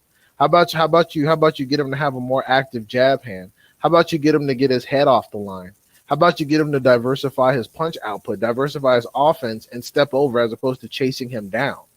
Like Jesus, there's plenty of tape for all of y'all to observe how to fight effective and elusive southpaws. You just have to have the physical abilities to do it, which Oscar Valdez does not. He does not have the And reach. He does not have the IQ, and he does not have the endurance to be able to keep up and catch a fighter like Shakur Stevenson. He got off right, one good and body shot and let off the gas like a little old bitch. well, Shakur also put on a good game face because I watched that fight and I went to that round where he says he got hurt. He didn't show any effects of the body shot, so he put on a good game face. So I don't think Valdez knew. Yeah, Shakur's got a good poker face, but even if he did hurt Shakur, Valdez isn't the type of fighter that's going to be able to capitalize on that. He just You sat there like land an idiot looking at him. if you're a power puncher and you land on anybody clean like that, you going to probably hurt them, like because that was a clean ass body shot. But Yeah, um, but Valdez's IQ is so limited. He didn't even try to replicate that strategy. He had Shakur in that position more than once, and yet he only let off that shot one time. Again, low IQ stuff. but like Shakur made a mistake in that where he basically tried to get out the way by he exposed his body by he put his hands up, try to jump out the way instead of just put on a high guard and at least try to deflect it or parry the shot instead of trying to I don't know do some matrix I type mean, shit. Shakur does that with everyone, and most of the time it works. But that one particular time it didn't. He was a little bit too slow, and that happens. But again, Hmm. Valdez isn't the type of fighter that has the technical ability to even capitalize. He just sat there, and like I said, he had Shakur in that position other times in the fight, but he didn't let off the same shot because again, just low ring IQ and low endurance. His feet weren't fast enough, his hands weren't fast enough, his brain wasn't fast enough. Like I said, And there's plenty of available tape that Eddie Reynoso can review on how to combat Shakur Stevenson style or any athletic southpaws. But his fighters don't have the IQ or the physical ability to execute. That's the reality. that's most of these dudes. But what I was about to say. Look, and Shakur wasn't really moving like that to me. I thought he was, for the most part, was in front of Oscar Valdez. It's just that Shakur is really good at managing distance, where it seems he's close to you, but really he's actually far. You just can't reach him. Well, yeah, If but that makes sense. Shakur was bigger and had the reach advantage, and again, Valdez is just he's just limited. He stays balled up so he can get a lot of leverage on a shot, so he can load up on shots quicker. But he just never got close enough to Shakur to land anything of consequence, and he lost the fight pretty much 12-0 because of it. Yeah, he made him look like an amateur. Yeah, Um, it was terrible. but yeah, hey, I saw he responded to you on Twitter. Yeah, it was funny. He Yeah, one said, thing about Shakur, he reads all that shit, bro. yeah, These athletes, they pretend like they don't read it, but they all do, bro. Yeah, he said that I wouldn't put money on Ortiz, and I'm like, that's fine, but the way people are telling it, you beat everybody known to man. So in the meantime, in between time, while Haney's handling Lomachenko and Tank is in his situation, and after he gets out, they try to make that fight. In the meantime, in between time, why not get a little Ortiz action? I mean, you can't tell me that he's any worse than Yoshi. I mean, And you can't tell me Shakur, that. yeah, Shakur might get that fight, or it might be Keyshawn, but one of them is gonna get that fight. Oh my god! Honestly, I don't know who I want to fight Ortiz more, fuck Keyshawn or Shakur. Probably Keyshawn, to be honest They with you. they both gonna stop him. No, Keyshawn Yeah, definitely not. yeah, he will. Definitely not. I'll put money on that one. We could put money Okay, on that one. okay, for sure, for sure. I don't know. I don't see He gonna Keyshawn. stop. He gonna stop. What's his name? Shakur, I don't see stopping him either. But Shakur, I can see beating him because let's keep it 100. Shakur. But Keyshawn, no, no, no, no, no, no. You know what that's I actually a know. good fight. I know it pisses off a lot of people that this nigga has like had one fight at 135, and it's a whole bunch of motherfuckers in boxing, out of boxing, saying that he beats everybody at 135, including me. We truly do believe that shit because as good as Devin Haney is, to me, he's never passed that eye test, bro. And then you could say, well, eye test is subjective or whatever, but s- the special ones, bro, they gonna pass the eye test, bro. Like Floyd, Roy, even Boots Ennis. Passes the eye test. Dev never passed the eye test to me. He's a good fighter, but I think there's a certain cap that he's gonna hit. I don't think he's ever gonna be that truly. I mean, I hope he proves me wrong, but I don't see anything special with Devin Haney. Yeah, that's all good. That's an opinion that a lot of people have, but there have been fighters that have passed the eye test that unfortunately have not been up to snuff, and Yeah. that happens too. So it's all Adrian Broner, but I mean, can't we say Adrian Broner because early in his career he had a fight against a Mexican dude. I forgot who it was, but people say that he robbed that dude. So like even AB and not to mention all the clown attitude, like you could probably see him falling off. So I don't know if AB is the right example. well. I was gonna say Lomachenko. Lomachenko passed the eye test with flying colors. People were saying that he's arguably this era's Mayweather and all that stuff, and then wah wah wah. I mean, that one Stuff was a little happened. bit different. That was a little bit different because it took three weight classes for this nigga to, for niggas to finally be close to him. Because when he was in his own weight class where he actually belongs, they wasn't really fucking with him. He lost the second pro fight. What are you talking about? Yeah, he did. I mean, shit, I could do you one better. Anthony Joshua Uh, was somebody that passed the eye test. And that's what true. happened? Maybe that was just a stylistic matchup because Gary Russell got his ass whooped. Nah, it was Thank a close fight. Gary. It was a majority decision. Let's not do that. You can't say somebody Well, has one maybe because there was some pro Lomachenko highlights that I saw because to me, like he was yeah. getting his ass whooped. Nah, it was a closer fight than that. That's like when people say Manny Pacquiao beat the shit out of Keith Thurman because he got a knockdown. It's like no, it was a much closer fight than that. Yeah. It's just the I, knockdown was in the very first round, but at the end of the day, it was a majority. It was a split decision with Keith Keith Thurman, but it was a definitely did more majority decision. damage. Huh? He did more damage to Pacquiao from what I saw. He was beating his ass. Right. He finished strong, but he didn't win enough of the early rounds, and it cost him. But no, Gary Russell did not quote unquote get his ass whipped. That's a stretch. But I heard Boost turned down Mean Machine. Okay, well here's the thing about that. Number one, I'm not sure if that's true. I can't confirm because I haven't heard it from any close sources to Boots. I haven't heard it from Boots or his people. But number one, I don't think that Boots. I don't think that particular fight was necessarily on the table.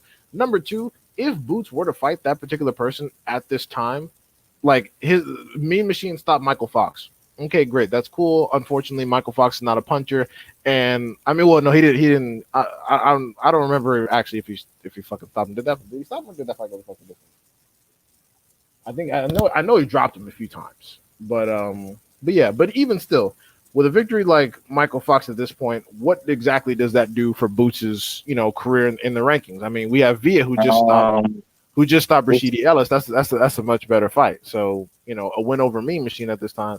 No, I misspoke. He didn't stop him. He got a UD, but he did drop him a few times. But yeah, Michael yeah, Fox is a non-puncher, so I had Mean Machine winning that fight. But yeah. So what I exactly think does Vila's that next. do? I hope V is next because if Boots gets in there and stops this dude, he's not going to get any credit because Crawford did the same thing. And then if he doesn't stop him, people are just going to say, "Oh, look, he's exposed again. He went the distance." So a Mean Machine There's fight, no way. If Boots can't stop that dude, that's not good because this dude, he's a come forward fighter, bro. He's kind of tailor made for Boots. He right? But should be able to stop him, and that's I think Boots. I think Boots got a better chin than both Crawford and Virgil.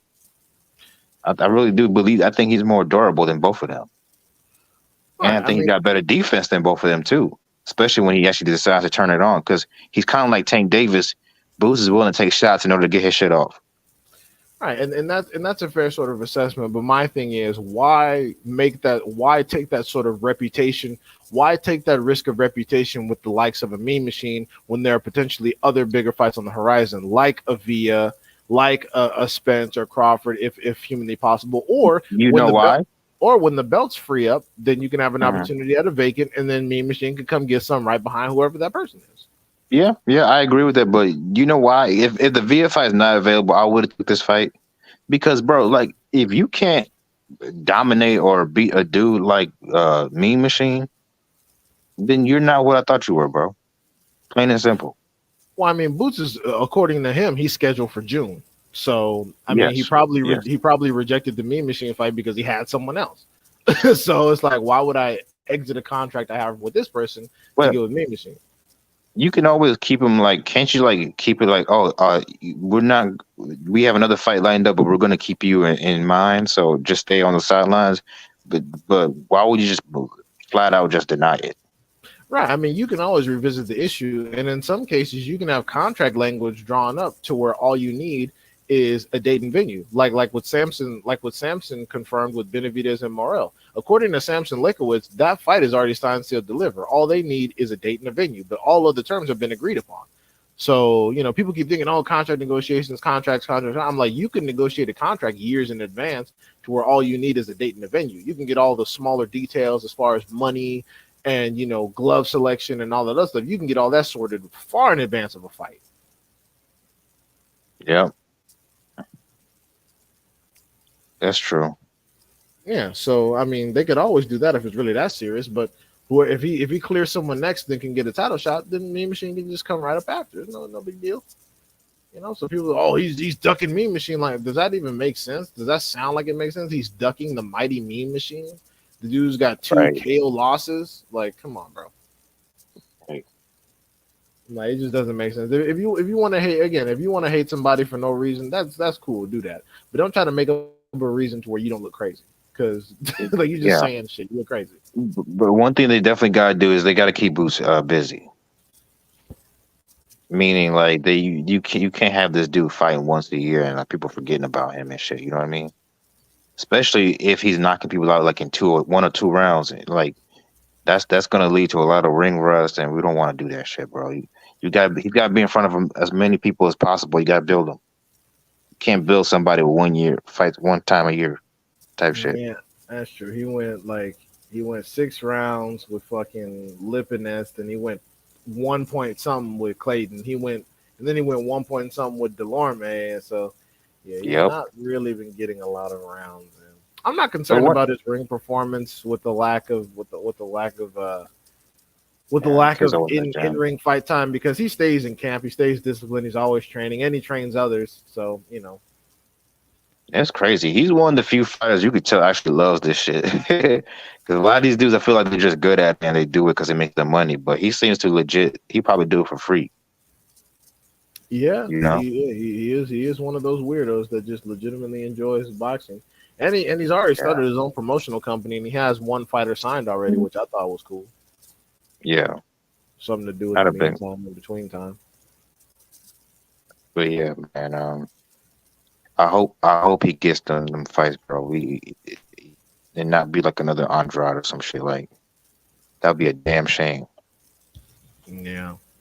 Well, you know what? Who do you think that Shakur should fight next? Do you think that he should? Because Shakur, whenever he's personally asked about it, he talks about Tank more than he does Haney. But who do you think he should fight next? Devin. Okay. Because Devin and his dad, they've been talking crazy. Well, not Devin. Devin's real humble, but his daddy in particular, he's been talking crazy. He's talking about, oh, we staying at tie and we staying at 135 now. Like, okay, keep that same energy after you if you beat Lomachenko. Well, he only said that because fans have demanded it. Because at first, when the Cambosos 2 photos came out, people said he needs to go to 140. Now that Shakur comes to 135, people said, oh, he's going to be running to 140 like a little bitch. So now they're like, okay, I guess we're going to stay at 135 and fight And and, Tank and Shakur now. and let's be real. It, if you try to fight Tank, he's gonna put you. He's gonna try to put you through a bunch of loopholes and 80-20 type of deals, maybe even 90-10. And you know Devin's team is not gonna go for that. Go say, well, we got all the belts. But guess No, they what? should. They, They they don't give should a fuck go. about the belts. Yeah, I'm They gonna don't. be one of those people. I'm gonna be one of those people that says that even if Tank offers you 12.99, which he is more than likely to do, you should still take it. They're not gonna do that, bro. They got too much pride. They're not doing that. I'm telling you. Mm, They so that's why that I don't see that fight happening. But foolish. the reason why I say Shakur is because he's the only nigga calling you out, bro. So like if two niggas are okay with fighting each other, just let it happen then. You're on the same network for the most part. It should be easy to make. So No, it should be easy to make, and especially because there's not really that much money involved. Like Shakur getting, right. cool little 3 million, Devin probably getting around the same. So there's not that much money involved. So yeah, if Tank after this 90 days, if Tank is not available or not willing or needs a tune up or whatever bullshit this cat makes up, then yeah, Shakur and Devin is the next best fight. Right. Yep, I agree. I definitely agree with that.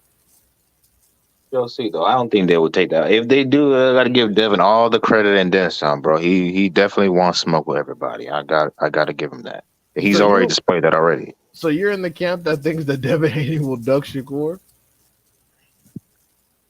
Maybe not Devin Haney specifically, but I don't think his people would do that. I mean, you make it seem like Devin Haney's chances of actually doing well or winning are terrible. Like, do you really believe that there's that much of a skill differential that Haney would just get washed? Potentially. All right. Yeah. I think Shakur is that good. I think he does almost everything better than Dev, except maybe guess a jab. But I mean, but they use their jabs in different ways. Shakur uses a jab to probe and manage distance. Devin's more like I mean, it's kind of similar, but yeah, bro, I really don't see what he does, especially in the open stance. Devin's defense is not that good. We saw that with the JoJo Diaz fight, and we saw JoJo take his jab away, and he's a southpaw, just like Shakur Stevenson, just like Lomachenko, by the way. So this fight will teach you some things too. Um, and yeah, but I don't get me wrong. I like Devin, but I just don't think he's good at Shakur, and that's I not mean, a that's that, I don't that's it's fine. an That's insult. fine if you think that Shakur is better. But what I'm saying is, you think that the difference is so great that Devin Haney's father won't even put him in the position where it's possible that he even fights Shakur. They'll be like, no, we can't. There's no hope. So we may as well just go somewhere else. Like, because when I asked you, do you think Devin Haney's going to duck? You were like, no, but his team won't do it. I'm like, bro, that's Devin Haney ducking. Like, that's Devin Haney ducking if that's the situation. Well, Man, you talked about your beef with Shakur Stevenson on Twitter. yeah, I don't. Okay, well, let me clear it up. I do not have a beef with Shakur Stevenson on Twitter. What happened was is that while everyone else is busy, the Devin's engaged, Tank is engaged in his little situation. Shakur Stevenson clearly needs some smoke to stay busy. Why not Jermaine Ortiz? I was saying that Jermaine Ortiz is a fighter he should have fought instead of Yoshi. But why not have a big event in New Jersey with Jermaine Ortiz? I mean, he's coming off of a loss. He's a capable contender. He's supposed to be going up to 140 according to him. But if he says he wants to fight, what's the problem? Well, like what's the problem? And Shakur said I wouldn't put any money on Ortiz, and I'm like, that's fine. You can say all that, but are you going to give me the opportunity to put some money on him, or are you just going to, continue being the fantasy fight world champion, fighting all this fringe, you know? And I don't know if you responded to that, but I'm like the thing is too, Shakur fans, if you're so confident that Shakur washes everyone, why are y'all even invested in his career? Why are y'all even so super invested in what he's going to do and who's going to fight? Because he's going to wash everyone. So it doesn't even matter. So I don't understand why I got so much flack for an Ortiz fight. If not Ortiz, and because Haney's fighting Lomachenko currently and Tank is off the menu, who the fuck else should he be fighting? He's talking about throwing out names like Zepeda and Cambosis. Like, what the fuck? Cambosis coming out back ass whoopings, got to fight with Maxie Hughes, and Zepeda's over there on fucking the zone doing what he's doing. So who else y'all got? I think Zepeda is a harder fight for Shakur than, even though I think he beats him pretty easy too. I think it's a harder fight for him than Jermaine Ortiz. Jermaine Ortiz is getting overrated, bro. Y'all realize this man also fought Jamel Herring, right? And he couldn't stop an old ass Jamel Herring. And he didn't even look that good in that fight. Like let's not compare Shakur and this dude. Like he took advantage of a tiny ass Lomachenko. I'm not comparing them and taking advantage of some strong language, but Jamel Herring is one of those people who never learned how to fight a southpaw either. And I keep trying to tell people that you guys give southpaw this reputation for being uber skilled, when in the reality, orthodox fighters just don't have a lot of southpaw experience because southpaws are so rare. But so Jermaine Ortiz not being able to stop Jamel Herring doesn't really do anything because Jamel Herring has advantages as a southpaw because Jermaine Ortiz is orthodox. But that's neither here nor there. Even though I gave him the Lomachenko fight by a round, that was his only loss. He had never gone 12 rounds. He's a big dude. He's fast, a lot of punch output. You add some cardio, and he does everything pretty decent. I think that's his second loss. I think he lost to Joseph Adorno too. That was a draw. That was a draw? Okay, yes. Well, he went to war with fucking Joseph Adorno, so there you go. Keep in mind, not only is this at 135, but a lot of these people show more legitimate skill and experience than a lot of people that Shakur Stevenson has even fought. So if we're Joseph Adorno, who on Shakur Stevenson's resume you think washes him? I mean, it's not even about that. Do you? Because those guys are smaller, so it's hard to say. But what I'm saying is, do you think you think Shakur will go to war with Joseph Adorno? I don't know. If he goes to war with him, but Shakur is the most overrated fighter I've ever seen in my life. Well, that's the thing. Styles make fights, so I wouldn't shit on Shakur if he went to war with someone because styles do make fights. But that's what makes boxing interesting. And again, none of the people that I'm mentioning, like Shakur and Ortiz, there's no actual reason why they shouldn't fight because again, all the other people that people say that Shakur should be fighting and should be beating are otherwise engaged. So I don't understand why Jermaine Ortiz is such a shitty pick, especially if no matter who you put in front of Shakur, he's going to wash them. So there's really no actual difference. It might sound corny to you when I say this, but part of the reason why I'm high on Shakur is because he's willing to spar everybody. And I said, why does that matter? Because when you're willing to spar everybody means that, like, a lot of these dudes, they don't spar certain people because they got too much ego. Shit might get leaked. A video of them getting knocked out or getting hurt or a story is getting leaked. But Shakur is willing to spar everybody because he's confident in his skills. So that tells you that he's that guy, bro, and he feels that way for a reason because all these guys have been in the ring with him. They know what kind of talent he possesses. And again, I know we've been down this road before, but just for the record, so everyone hears, what I think on record, I'm going to say what I say again. It's not the fact that Shakur gets all the sparring that he does because he's brave. It's the fact that, number one, the people significantly bigger than Shakur that he spars, like Jared Anderson or Terrence Crawford, are not trying to load up and hurt him. That's number one. Number two, people spar Shakur because they know that there's a limited possibility that they're going to be injured. That's all I'm saying. And you keep saying that people are worried that they're going to be embarrassed. Devin Haney is Shakur's prime competition, and people say that Shakur washes him. Devin Haney has multiple videos of him looking pretty bad against Shakur posted online, and he's never come out and said, "Oh my God, that's terrible. Oh my God, I'm scared. Oh my God." Like, so clearly the fear of being exposed is not there, because if anyone has anything to lose by being exposed, it's Devin Haney. And most of the sparring footage between the two is already public. So Well, that's let why me I'm give going you to an disagree example. on those 2 points. Let me give you an example. Ryan Garcia hits pretty damn hard, doesn't he? He had who has he sparred that you know?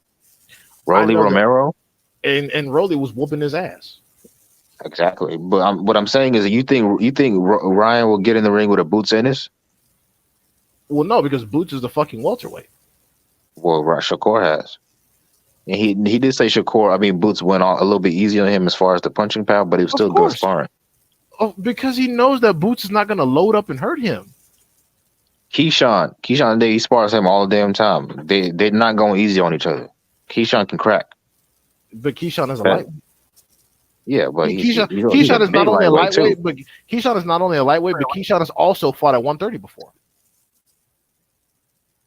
So I don't remember that. well, I mean, hey, check his box records. If I'm wrong, if I'm wrong, I'll admit it. Okay.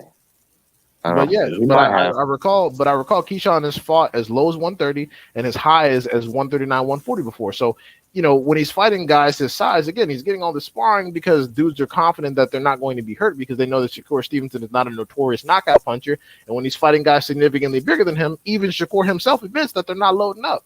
Because people keep talking all this good shit, but people like Jared Anderson, Terrence Crawford, Boots Ennis, man, they load up and knock Shakur the fuck out of here. And I know that that's tough to hear considering his ring accolades, but it's true. There are levels, and then there are weight classes for a reason.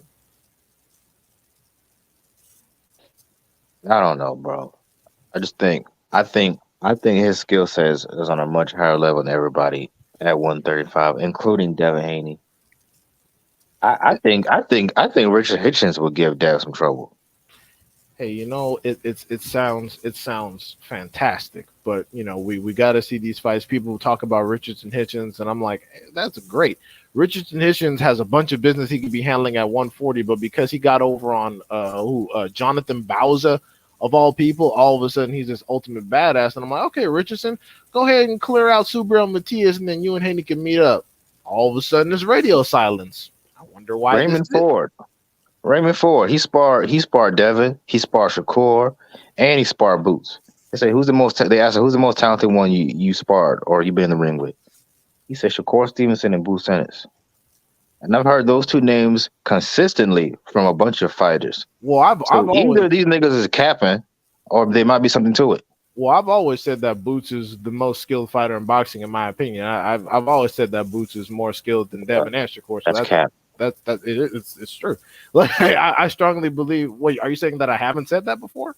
No, you have said that, but Boots is not more skilled than Shakur Stevenson. He's more naturally gifted than Shakur Stevenson, but in terms of fundamentals and doing shit in the boxing ring, Shakur's got more tools in his bag than Boots Ennis. I respectfully disagree. I believe that Boots not only could do all the textbook definition stuff, but I believe that Boots also has the ability to do the stuff that's not in the textbook, and that's something that Shakur Stevenson critically lacks.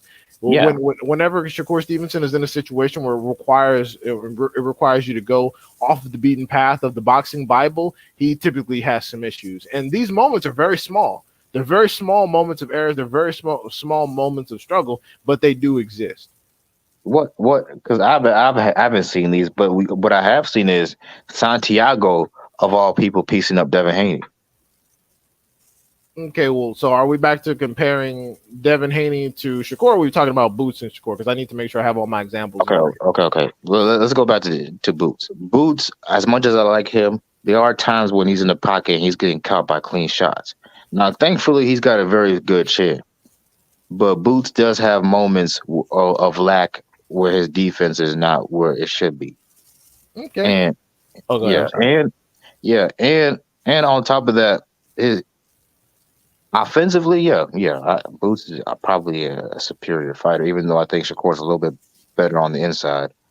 But he's definitely a better combination puncher They're both super accurate. Like it's not much to separate them when it comes to offense, but defensively is where the separation becomes to me clear when it comes to skills.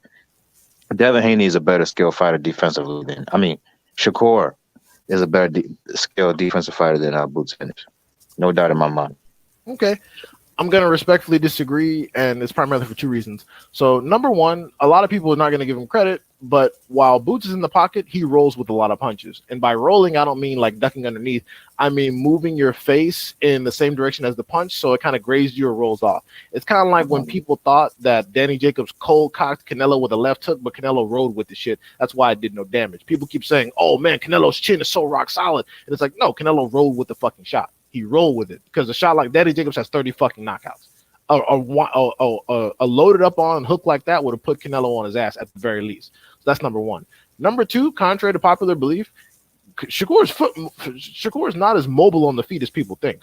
A lot of the time when he's getting off his rhythmic offense, like when he's putting his hand up to block the lane from an orthodox jab and then shooting straight left to the stomach, his feet are not very mobile. Whereas Boots constantly, can damn near float around the ring at almost any speed he likes. He can cut off the ring. He can, change up speed at the mid range. He can fight you in the middle of the rings. He can pivot off the ropes very fast. Whereas Shakur can't usually do all that. That's why he'll be in situations like where Valdez popped him in the stomach.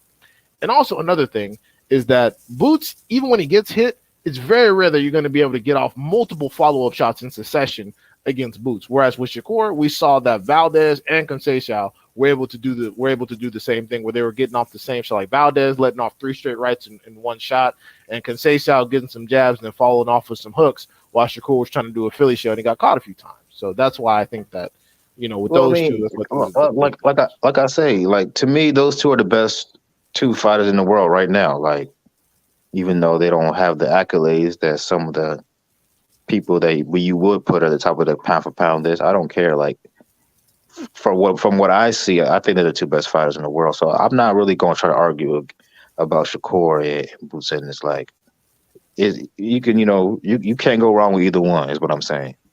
And if you want to, if there's two guys I will put money behind, is like as far as like what do you call a stock? Yeah, put a stock. Yeah, those are the two guys I'd pick. But Devin, I think Devin there's a certain ceiling he can reach. I don't think he's going to beat the elites of the elites. I mean, he could beat Tank Davis. I could see him beating Tank Davis. He could probably even beat Regis and what's the name of that one. But Shakur, you better stay away from that boy until the end of your career when you need that big payday, because he will beat you. I guarantee that. When that fight does happen, we betting D-Hop. Ain't no massive payday in fighting Shakur, even though I think the fight should still happen. But that's not what massive payday are you referring to? Shakur, not no massive fucking draw. No, not right now. Not right now, but if they keep winning, like let's say they don't fight each other, but if they keep winning, Dev goes up to 140, he keeps winning belts, Shakur clears at 135. If they eventually meet at 140 or maybe 147 one day and they're both still undefeated, that'll be a bigger fight than Spence, Crawford, or even Ryan Garcia and Tank. Them niggas better not wait till 147. I'm gonna be like 35. They better square up. They better square up once at 135 and then meet up again at 147. I'm tired of these dudes making it seem like you can't fight. You can't fight twice. Like, bro, you got garbage ass. You got garbage ass Canelo and Triple G fighting 3 times for no fucking reason. Like, come on, y'all scrap once here and then meet up later on. Like, give us a little taste, bro. At least. Give us a little taste. The reason why I'm trying to be as objective as possible. The reason why I don't think Devin is going to be undefeated or retire undefeated, for one, that's super hard to do. But even Floyd Mayweather, as skilled as he was, and he had every skill in the book you could ever want for a fighter, even he had tough ass fights where some people thought he might have lost.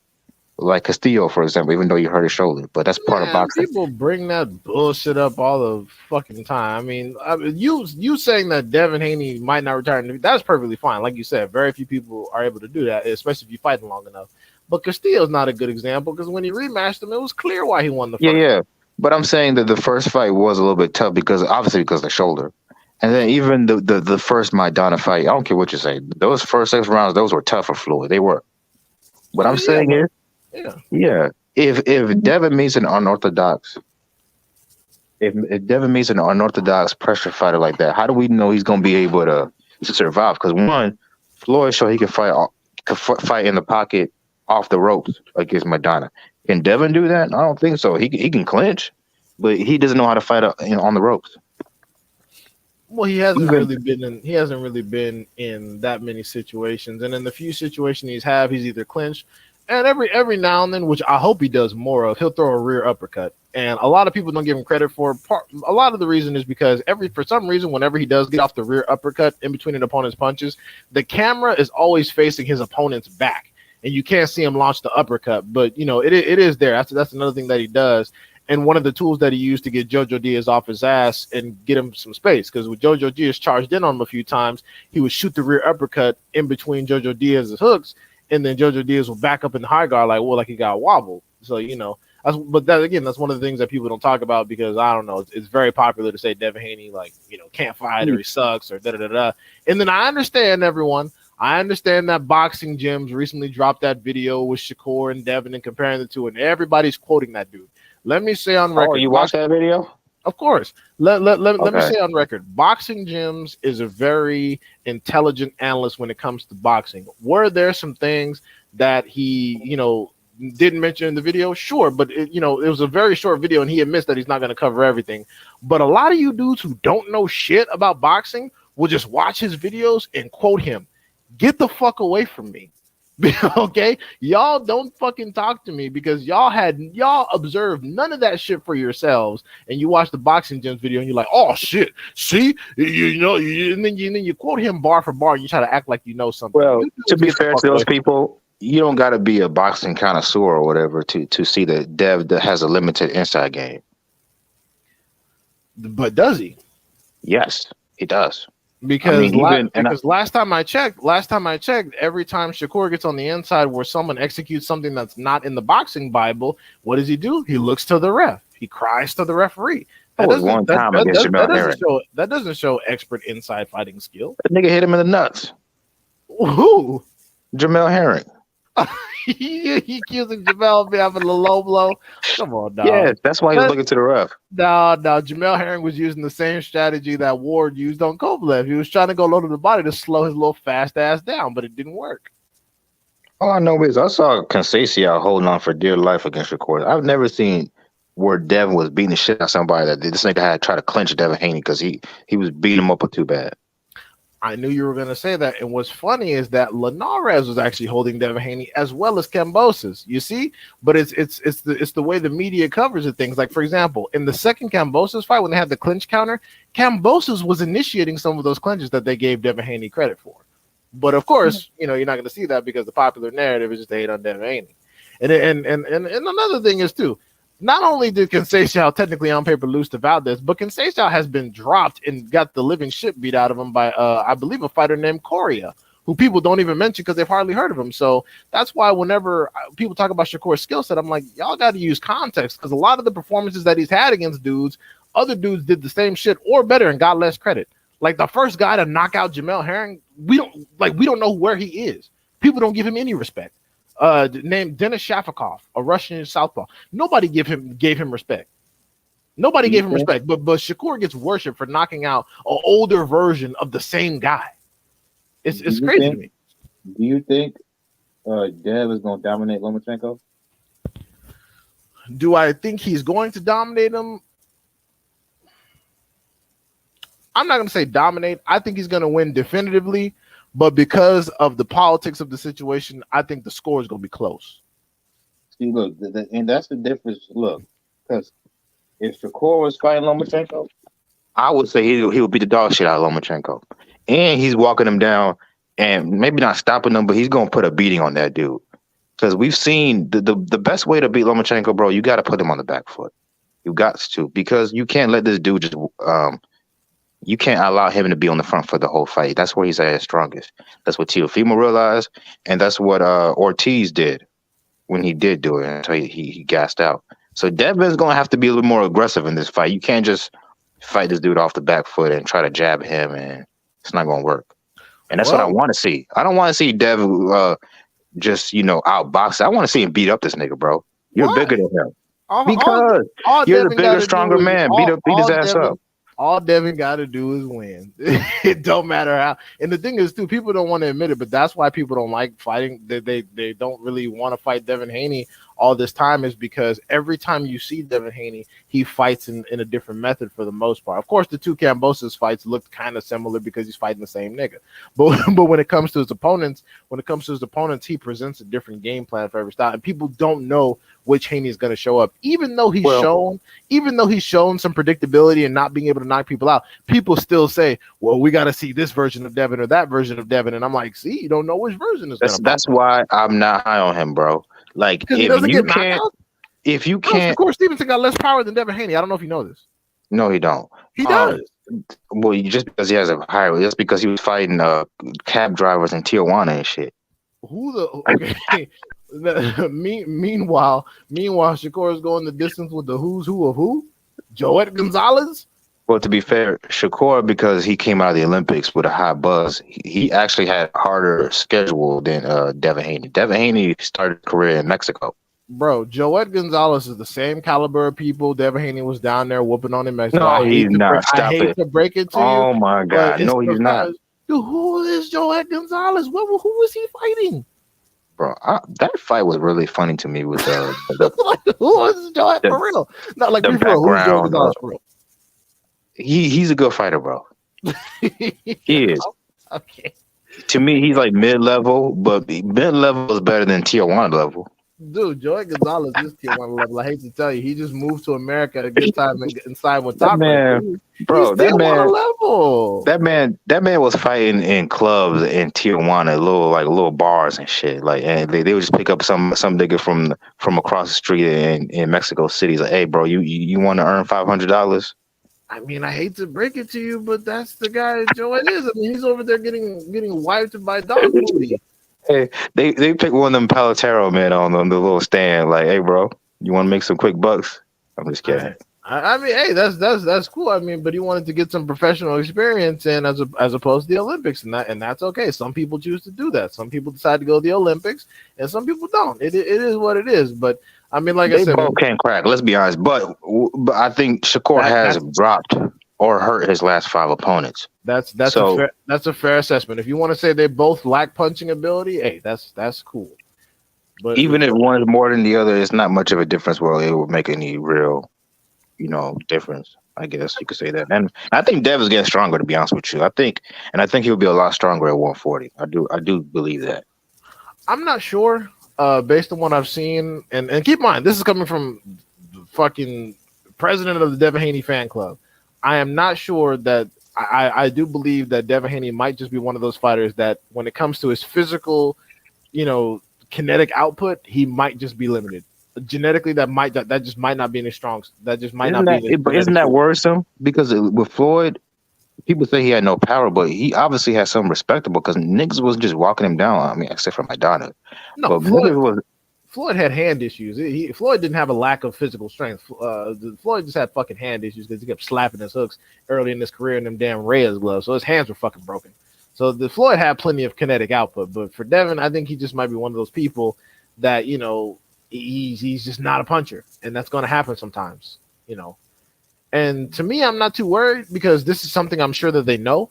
And as long as his hands are actually healthy, and they adapt the rest of his toolkit, he'll be in a position where he's forced to develop other assets because he knows that the offense is relatively limited in that respect. And I think that's a good thing. Bro, that's why I'm high on complete fighters. Like, I'm sure at Boots Ennis, there's going to be some fights where Boots just has to box. And he can do that. We know he can. And there's going to be some fights where he needs to fight. And we know he can definitely do that shit. That's probably dudes like Boots and Morrell. I'm not even worried about because them motherfuckers can do it all. They can fucking punch, they can box, they can move, they throw every punch well. It's just they're too much, man.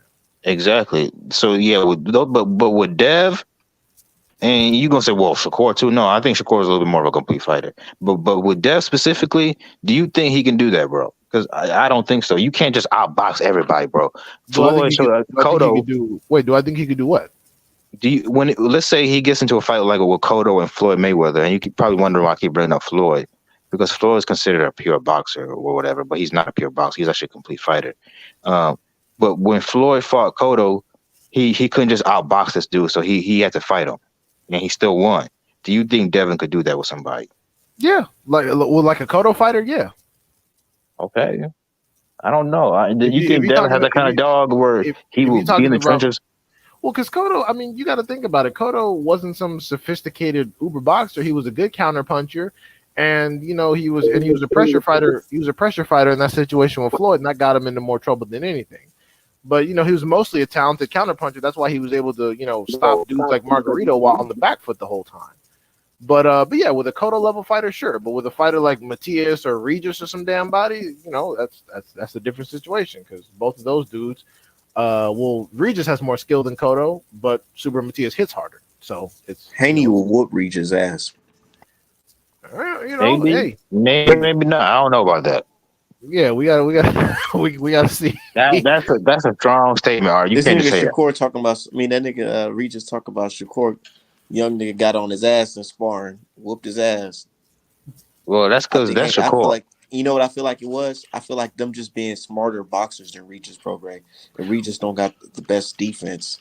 Well, again, Regis is another fighter where all of his issues come from other southpaws. Like the fight with Josh Taylor, like Regis was washing everybody in his path. I'm talking straight murder status. Fought Josh Taylor. I gave it to him by a round. I thought it was like fucking like I had the fight. I think like 6-5 or 6-7 with one draw round, some shit like that. But yeah, Regis is another fighter that struggles with southpaw. Same as Josh Taylor.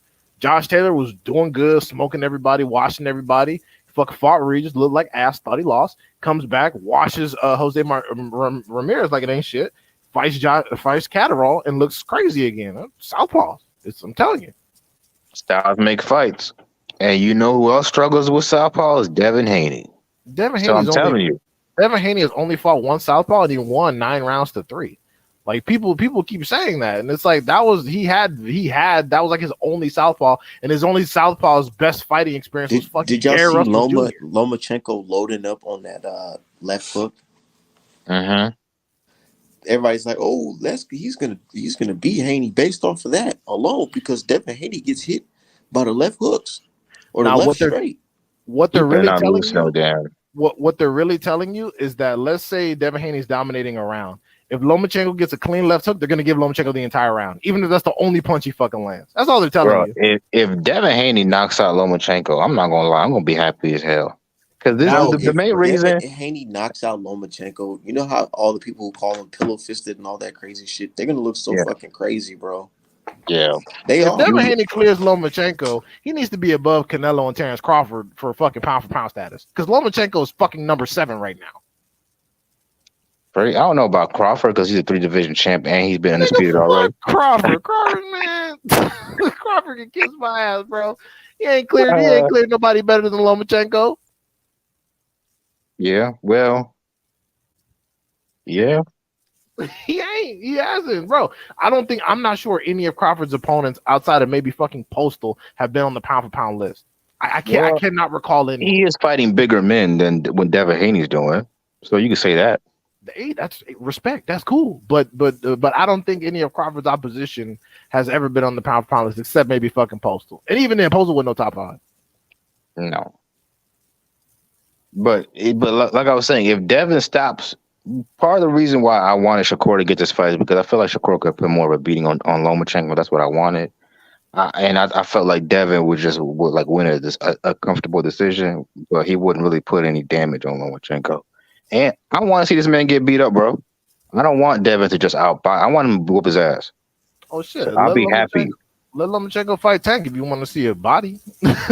I mean, if you True. want to, yeah. If you want, if I you don't love know about y'all, but I like what I'm seeing in Devin Haney's training camps. Yeah. Devin got I'm some not. real solid coaches. Ain't I'm no not gonna. Ben Davison. He got some fucking straight black folks up in there. Can't believe Foundation. he had Ben Davison as And a then he coach. got What the what's hell his is name? What's that dude? The body snatcher up in there. Oh, Mike McCallum. Yeah, I'm seeing him doing a lot of training when it comes to Devin Haney. I'm I not gonna noticed that go Devin based Haney's off not really his. doing that Philly show no more. I'm not okay? gonna It's go like he based kind off of. his training. I'm not His gonna training lie. Devin footage. Haney kind of has his own style, and it's like a mixture of like great styles. all I know is that Devin Haney, like, I'm not gonna go off his training footage because every time we see him go into the body attack, he never does it in fights. That's one thing that Devin Haney lacks. Devin Haney needs a strong and consistent body attack. If he adds that, he will be incredibly difficult to beat. But that's one of the things he doesn't do. He does not go to the body often. He does not go What do to you the think body it hard. is? I think some people be. I ain't saying Devin is scared, but I think be thinking sometimes that some people are scared to go to the body because it does leave you exposed. Even if I don't care what nobody say. Oh, you're gonna bring your hands back up, nigga.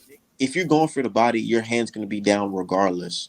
It's gonna go down for a second, Well, that's why you got to work and off of people a be steady. afraid that they can get caught. Right. That's why you got to work off of a steady jab. Now I understand why he didn't do it in Australia because if Cambosis got a decent shot off, they were just gonna give him the fucking fight. So I understand why he was extra cautious with Cambosis, relied on the jab. But when you coming back to the States and you mixing it up with these people, you need to start putting. And I'm not. Look at the second fight though, man. He was about to fucking get Cambosis out of there in the 10th round. Cambosis Right. even said he was like, "Man, I had to fucking basically get on my bike." Right, Mhm. and that's fine. But when you're back here and you're in situations where people are applying the pressure and all that stuff, you need to go to the body because not only does it slow the feet down, it makes people's response time slower, but it gives you an opportunity to capitalize on more than a jab. It opens up more shots, and especially you going up against these aggressive ass southpaws, you're going to need to have some body work to slow their asses down and give them an incentive to adjust their strategy. So like with Lomachenko, he's soft as fuck to the body. So you need to go to that body and get him up off you. Luke, let him get a false sense of confidence. Think you only have a jab. Let him rush inside. You throw your straight right when he's coming in, and then as he's follow him out with the body shots. So but that's one of the things that I need to see Man, steadily I adapt honestly into feel his like game Devin plan. Haney's gonna beat the shit out of Lomachenko, bro. Like on some like not even funny shit. Lomachenko might get a good shot off, but I feel like overall Devin Haney's probably gonna beat this dude like fucking 10 rounds to 2. Probably. Uh, Probably, I think so. But with the politics involved, you never know because everyone remembers Pacquiao versus Horn. you Oh just that. never know, bro. Oh yeah. Styles make fights. You just never know. That's what's good about boxing. You Yeah. could, for example, Has go ahead. Lomachenko ever fought like a black American that has like somewhat decent skills? You know what I'm saying? No. Gary Russell. Oh Well, yeah, Gary Russell. okay. You mean Even though even Jermaine Ortiz, he's not African American, but he kind of Yeah, has like I'm that saying type of just style. American in general.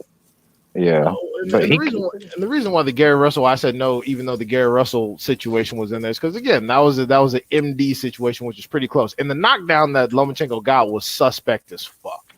It was super duper suspect. It was one of those knockdowns that was very debatable.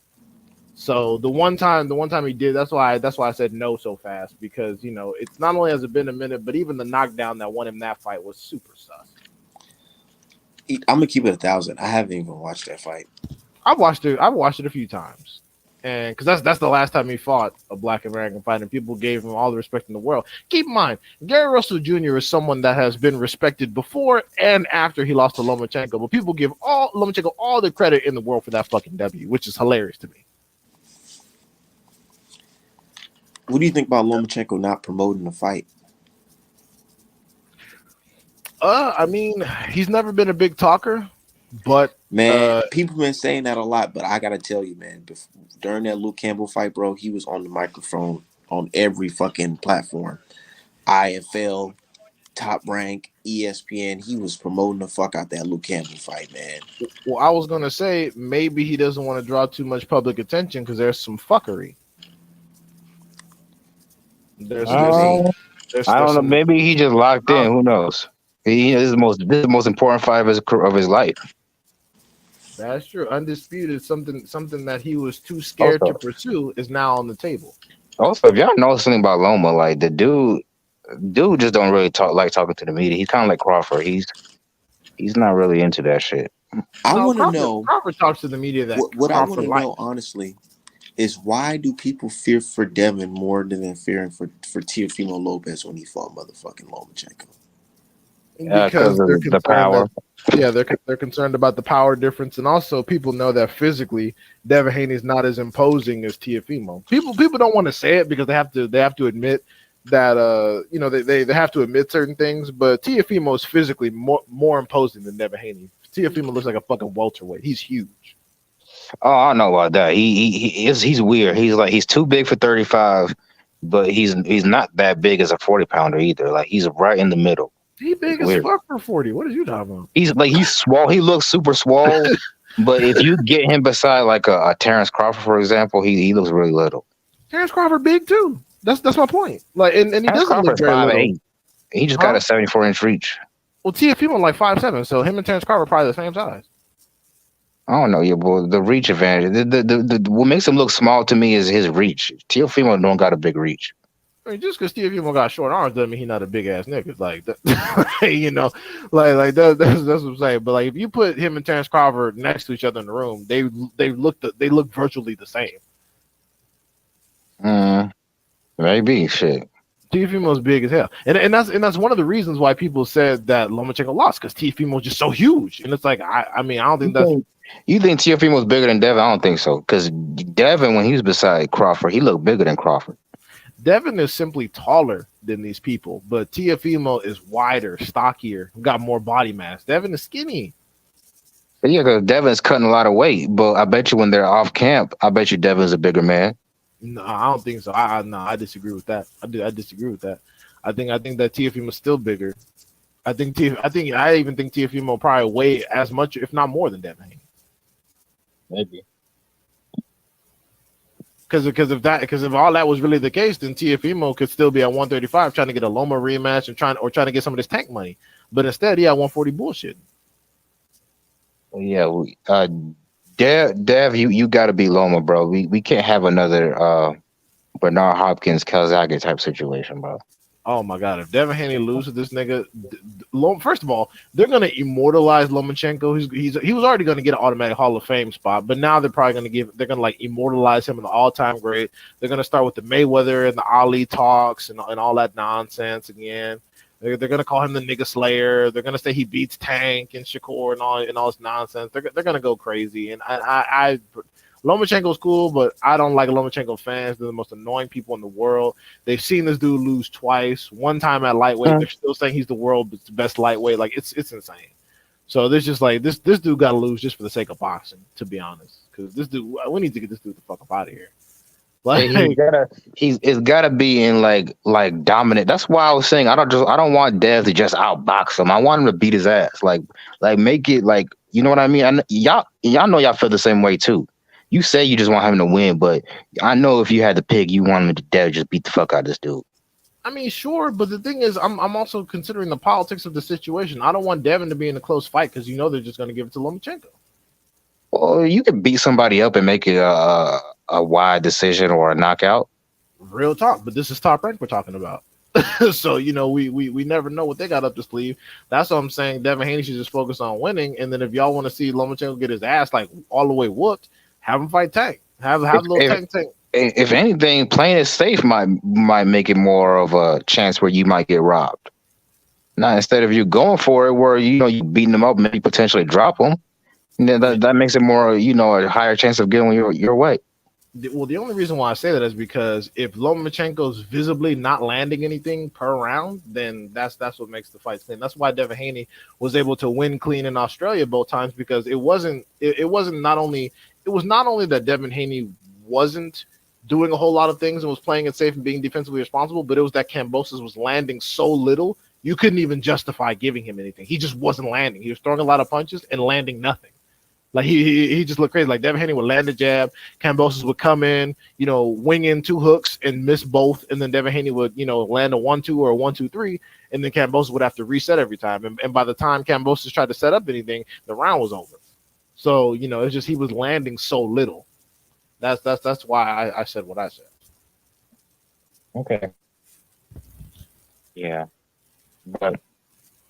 Because Loma, everything Loma does, they're gonna give him the round. If he lands one good shot, oh my god, it was so great. They're gonna act like it was fucking Jermell Charlo versus Korobov. Like you still got motherfuckers saying that Korobov beat Jermell Charlo, and he never did.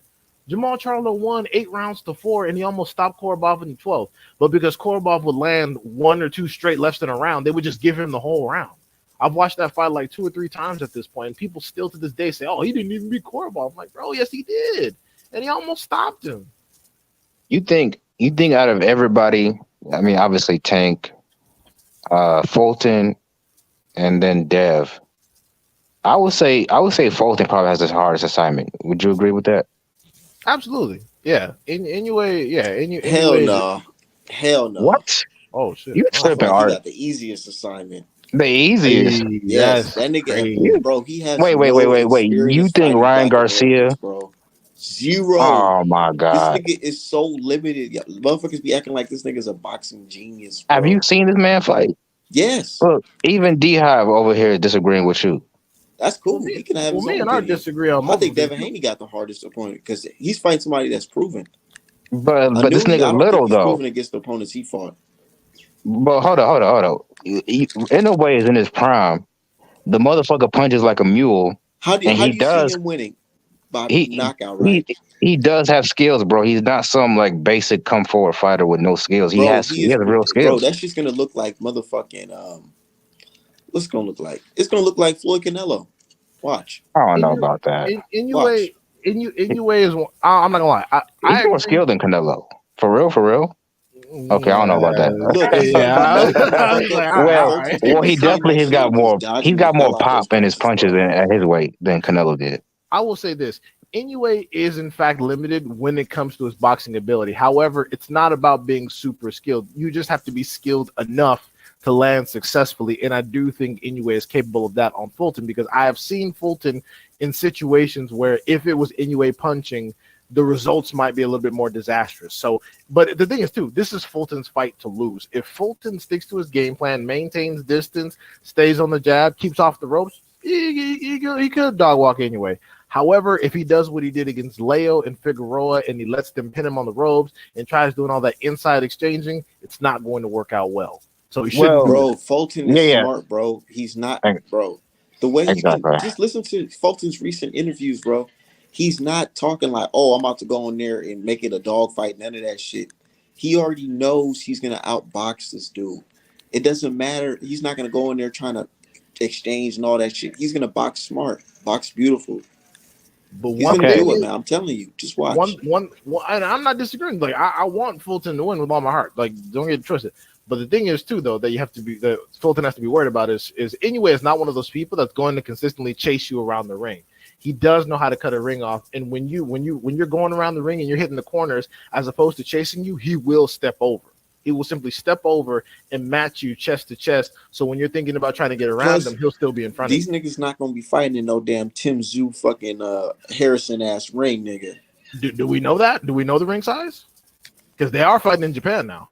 They are hey, fighting in and Japan. Yeah, it's now, true. now Shit, you I said can't confirm. Yeah, I so can't you can't confirm just that, but I'm yeah. assuming it ain't gonna be no Tim Zoo ass fucking ring because that shit I'm was small assuming as the ring shit. size is gonna be small because why anyway, not no fool. Why would you put yourself in a situation where you could even have Fulton skating around that motherfucker?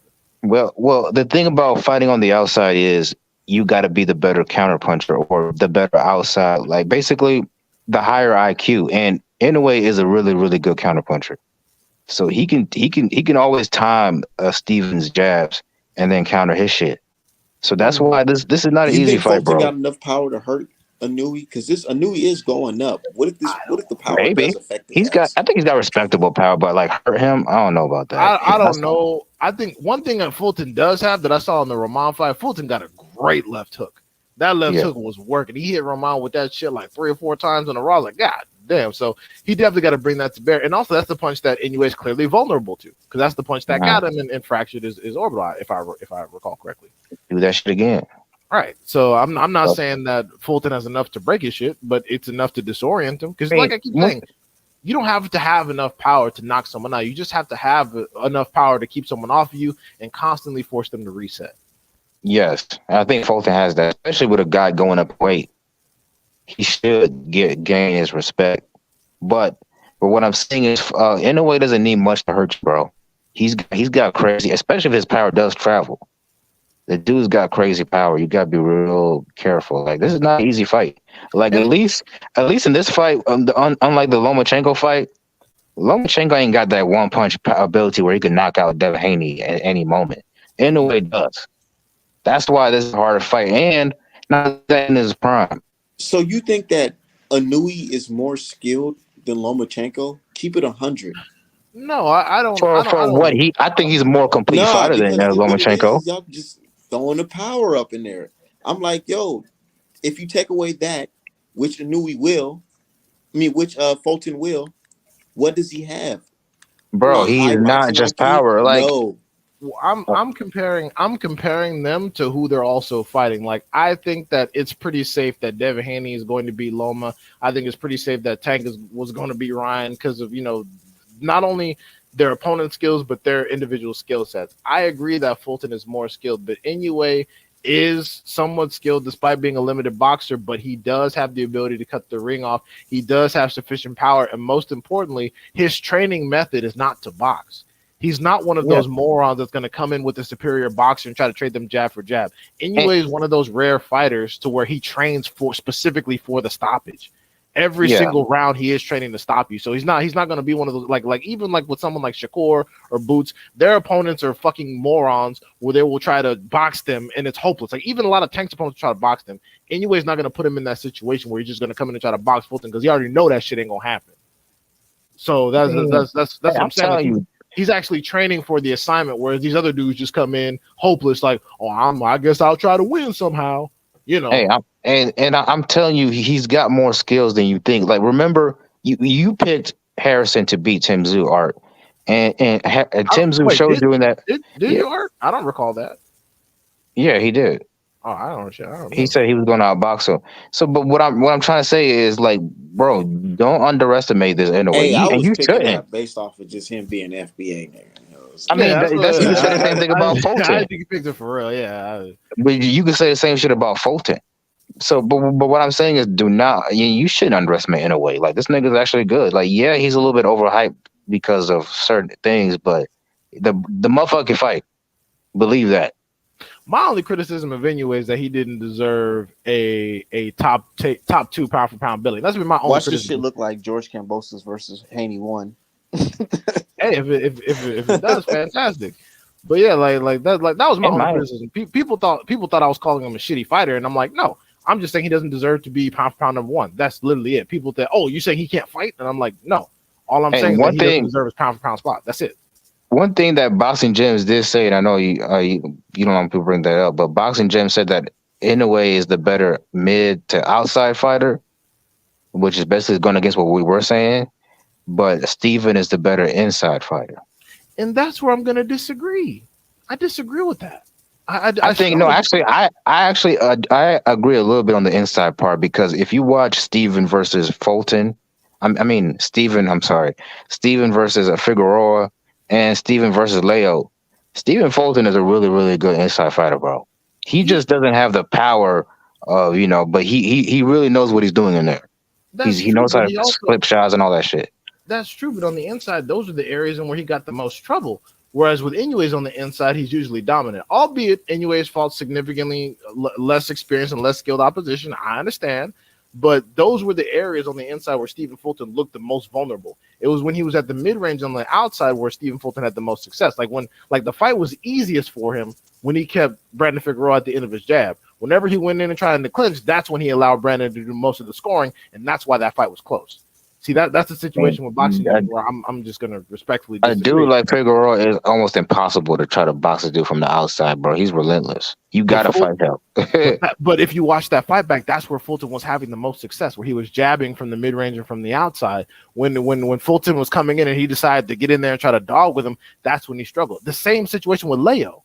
Because if you notice with Roman, he barely did any of that inside shit. He kept him at the end of the jab. He was, throwing the left hook from the mid range, and he fucking retired Roman. He made Roman look like a bitch. That was horrible. That shit was one way traffic. But every Yeah. time he goes on the inside, that's when he gives his opponents an opportunity. And I See think that that if he that does that with Inoue, he's gonna be some deep, deep shit. that is a complete fighter. Ooh, Fulton. Yeah. Yeah, yeah. No question. Outside, mid range, inside, bro can do it all. Yeah, he does. He does everything good. Yeah. I don't know about good, but he can do it all. Cause that Like being a complete fighter doesn't necessarily mean you do everything like A1, but it just means you can do everything. If that makes sense.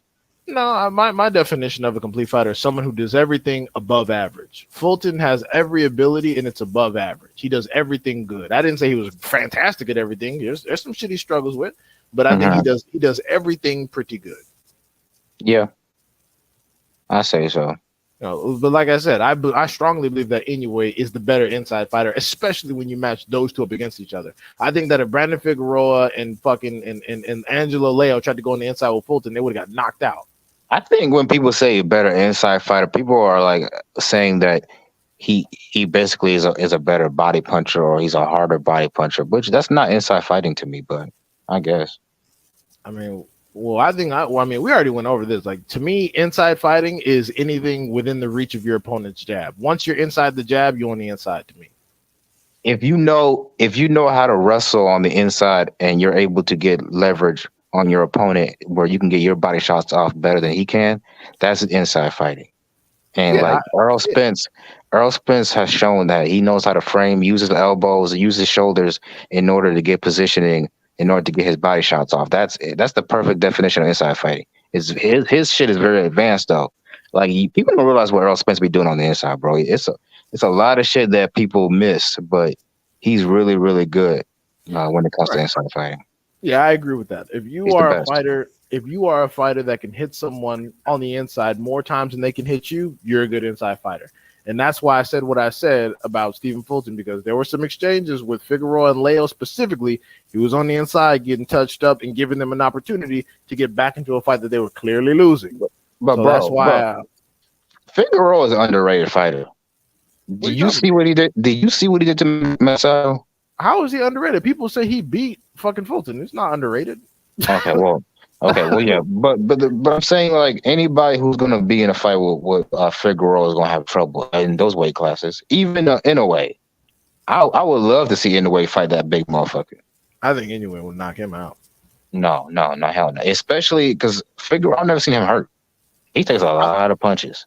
Figueroa almost lost to Julio Seja. You still haven't watched that fight, bro? He's in there getting his ass Man, I whooped. watched that fight. He beat his ass. He got a draw. He got a draw. He almost lost, bro. He was leaking like a motherfucker. He was in there getting bopped. Hey man, like I said, styles make fights. This is why Vernon Forrest always beat Shane Mosley for whatever reason. That's cool, but you can't say Figueroa wasn't hurt. That dude was visibly rocked multiple times in that fight. That's why he could barely win any rounds. I gotta go back to that fight. I'm not gonna lie. Yeah, bro. Come on, bro. Like I said, I understand Brandon Figueroa's a tricky son of a bitch, and he's really long and he punches kind of hard. But no, he is very beatable. He is very hittable, and that's why he lost to Stephen Fulton. Even people said that he's one of the more hittable people in that division. He gets hit the most out the division because his defense is trash. But he's also gonna hit you the most too. That's true. But you get clocked the right way one too many times, and blah, it's over with. First of all, if Inoue were to fight this nigga, he'd have to go to 126. And if you look at Brandon Figueroa, he don't even look like a 126 pounder. He really look like a 130 pounder. I mean, Inoue is a big dude. Inoue is a big dude. Inoue was bigger than most of his opponents. People give him, respect for being small, but I'm like, he's just sucking down with that rice diet. Inoue is a big ass motherfucker. Okay, but is he big enough to fight 130 pounders? Some of them. So Corey Stevenson at 130. I gotta get up out of here, but okay. But I'm gonna run it back though when Canelo and Ryder step up in the ring. Oh, you gonna do a fight party? Yeah. Oh, Canelo fight party. All right. Yeah, because I know you was a secret Canelo fan. Pull that shit off. That should be funny as fuck, bro. I gotta see that shit live just in case. It's not gonna happen, but okay. But we'll see. I'll be shocked, but we'll see. Not even if Ryder wins.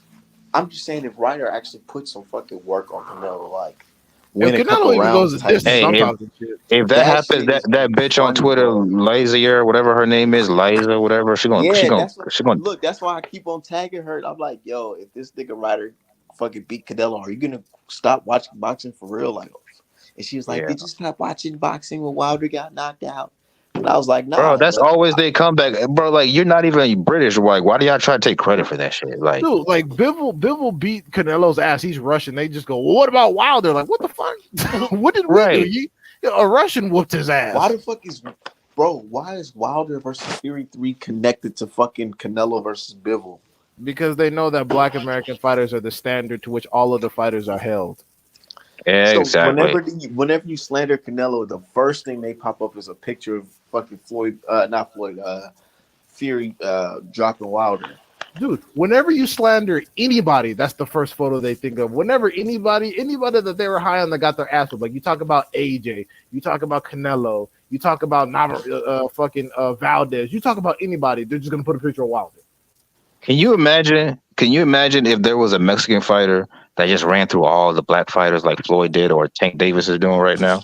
Nope. Bro. But nigga, I'd be salty the motherfucker too, nigga. It's not gonna happen. Like, Hey, that's how. Hey, I ain't gonna lie. I was feeling like that towards Mikey Garcia when he beat fucking AB and Robert Easter back to back. I was like, oh shit. Yeah, it's like, damn, is this how these niggas feel? Well, No wonder they mad. I picked Mikey to beat Easter, but when he got over on Marner, I was like, motherfucker. Right. But yeah, I gotta get up out of here. But I'm gonna start it again. When do they fight? Actually, aren't they about to fight in like an hour? Probably like the card 8 or 9. The card is already on. This has been on for an hour, so we in the second fight. So yeah, it's probably gonna be around 9:30, something like that, maybe 10. All right. I'm gonna run it back at 9 or 8:30. All right, broski. All right, y'all have a good one.